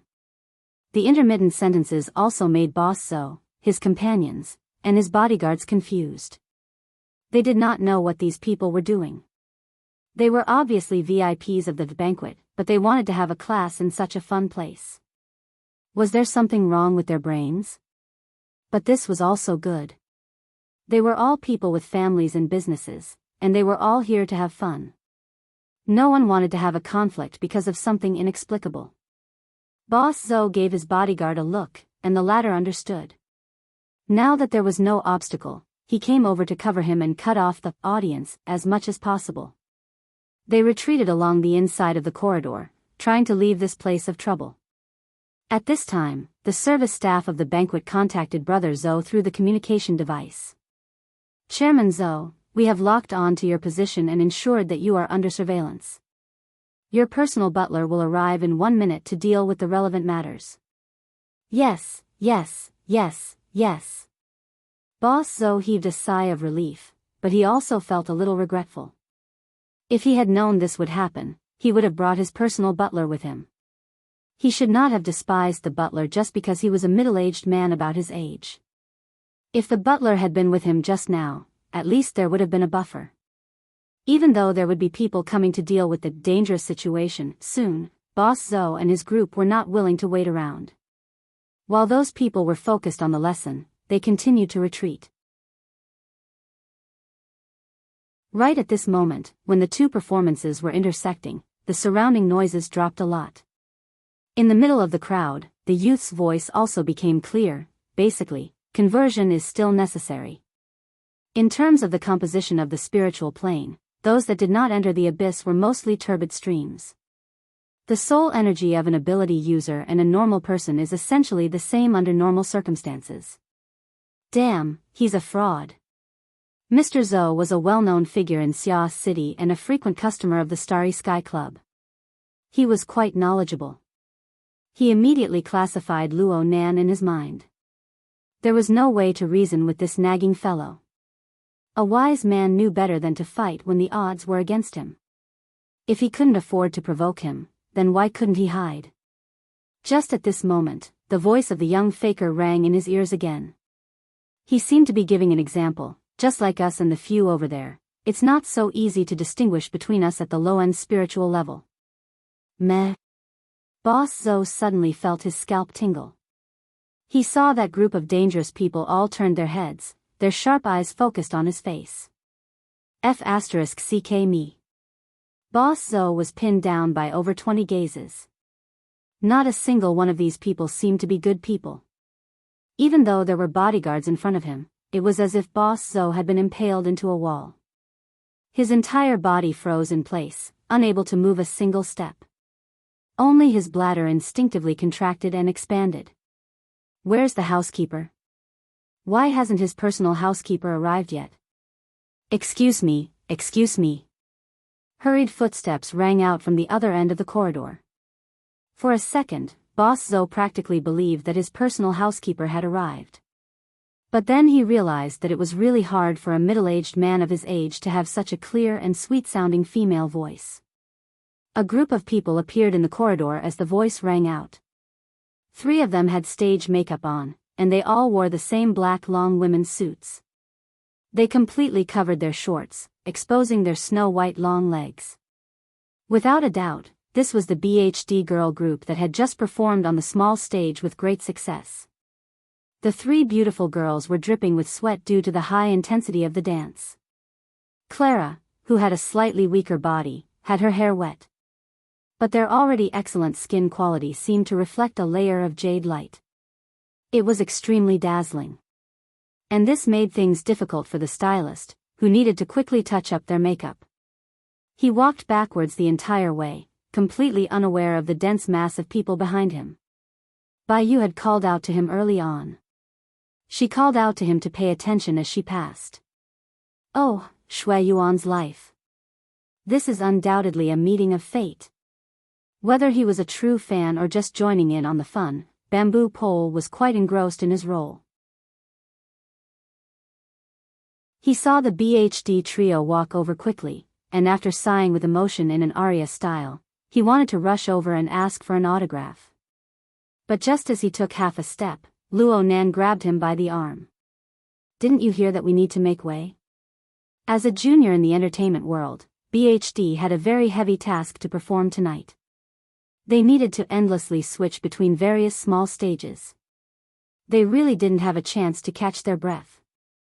This corridor was specially designated by the authorities to be a fast and convenient passageway for actors and actresses to quickly switch between stages. Of course, the appearance of Boss Zo and the others, including Luo Nan, proved that the organizers had some hidden plans. Luo Nan didn't want to delay the work of the BHD trio, but he underestimated his position in the hearts of this small girl group. Huh? Shredded radish? Mr. Luo? Boss. The 3 beautiful girls all addressed him differently, but their attention was all focused on Luo Nan. Their nearly jogging footsteps all came to a stop. This kind of reaction made Boss Zo, who was behind the crowd, suddenly realize something. So it was like, ah. Don't delay. Do your best. Following Luo Nan's words, the dense mass of people in front of them all moved back under Luo Nan's command. The corridor wasn't wide enough for BHD and their team to quickly pass through. Even though there were no compliments, this kind of action and this kind of effect was enough to satisfy the vanity of these girls. Under Shui Yuan's lead, the 3 girls all bowed in thanks. This way, the little meeting seemed to be coming to an end. But Bai Yu was still a bit unwilling to give up. She had already run 2 steps when she turned around and asked, "What did you think just now?" Bamboo pole, octopus's whistle, and Zhang Yingying's snort mixed together. Luo Nan's mind was in a mess. He subconsciously spat out a word that left a deep impression on him, beauty leg. Bai Yu staggered and turned halfway around. Her snow-white and smooth thighs tightened, nearly giving Luo Nan a knee strike. But in the end, she put one hand on her forehead and bent one leg slightly. She borrowed her excitement to quickly strike a photogenic pose. I think so too. You have a good eye. In the end, the young girl couldn't hold it in any longer. Her face turned red. Luckily, her stage makeup was quite thick and she used a smile to cover it up. She turned around and ran away, giggling and laughing. When she met up with her companions, one of them smacked the back of her head and the other smacked the buttocks. She was severely punished. All she could do was cry out. The members of BHD, who were currently enjoying the most glorious moment of their acting careers, obviously didn't know that there were a few pitiful bugs behind the courteous audience and fans on one side of the corridor. Their eyeballs were about to pop out of their sockets. They looked like a bunch of half-dead fish. Don't give me an opportunity. Boss Zoe's internal spasms had already affected his stomach function. At this moment, in his blurry vision, a middle-aged man in a classic black suit with a bow tie quietly appeared. This man was none other than Boss Zoe's personal butler. The two had met before when Boss Zoe had entered the venue. It was just that Boss Zoe's brain had been fried back then. He believed himself to be an old player and wanted to do something a bit more exciting, so he refused this service. Now. It wasn't too late. Boss Zoe struggled to speak, but before he could straighten his tongue, he saw his personal butler use impeccable etiquette to bow to the young psychic. It couldn't be considered flattery, but it was a clear and direct choice based on courtesy. It caused Boss Zoe's face to suffer an incorporeal blow. The pain was so great that it suppressed the diffuse internal spasms. The personal butler spoke respectfully. "Mr. Luo, we are very sorry that such an unpleasant matter has occurred." "Oh, it's nothing." Luo Nan swept a glance at Boss Zoe, who was stuck to the wall. He confirmed once more, "There's nothing unpleasant." Strangely enough, when Boss Zoe made eye contact with Luo Nan once more, the restlessness that filled his heart and lungs, as well as the rage that rushed to the top of his head, seemed to have been forcefully stuffed into a freezer. It rapidly cooled and froze. Then his reason returned. He used the most basic knowledge of social relations and basic thinking to quickly piece together a logical chain. The organizer of the grand banquet was the LCRF, the famous Life Cycle Research Fund. Specifically, it was organized by Cloud City Water Village and coordinated by the Starry Sky Club. This kind of power was completely unstoppable in Xia City, not to mention the entire Earth. However, the staff of the organizer would rather offend a major client like him in order to display sufficient politeness and humility in front of the young psychic. Wasn't the truth clear enough? Boss Zoe shivered. A person's perception was always particularly sharp at times like this. So he could faintly sense that his rather clever gang of scoundrels had a similar reaction. Then the young psychic shot him a glance at this time. No emotion could be seen in his eyes, but the more it was like this, the more Boss Zoe found it unbearable. He even felt as if his internal organs had been hollowed out. Only the cold energy known as fear grew from within the black hole, spreading layer by layer. His personal butler was a smooth and slick person, but he was truly unable to make an accurate judgment when faced with this seemingly innocent young man before him. He paused for 2 seconds and could only ask probingly, "Mr. Luo, if you don't mind, I'll take these people." You're tuning in to the Romantic Tales YouTube channel. Don't forget to subscribe and join us on this journey to catch the most captivating stories.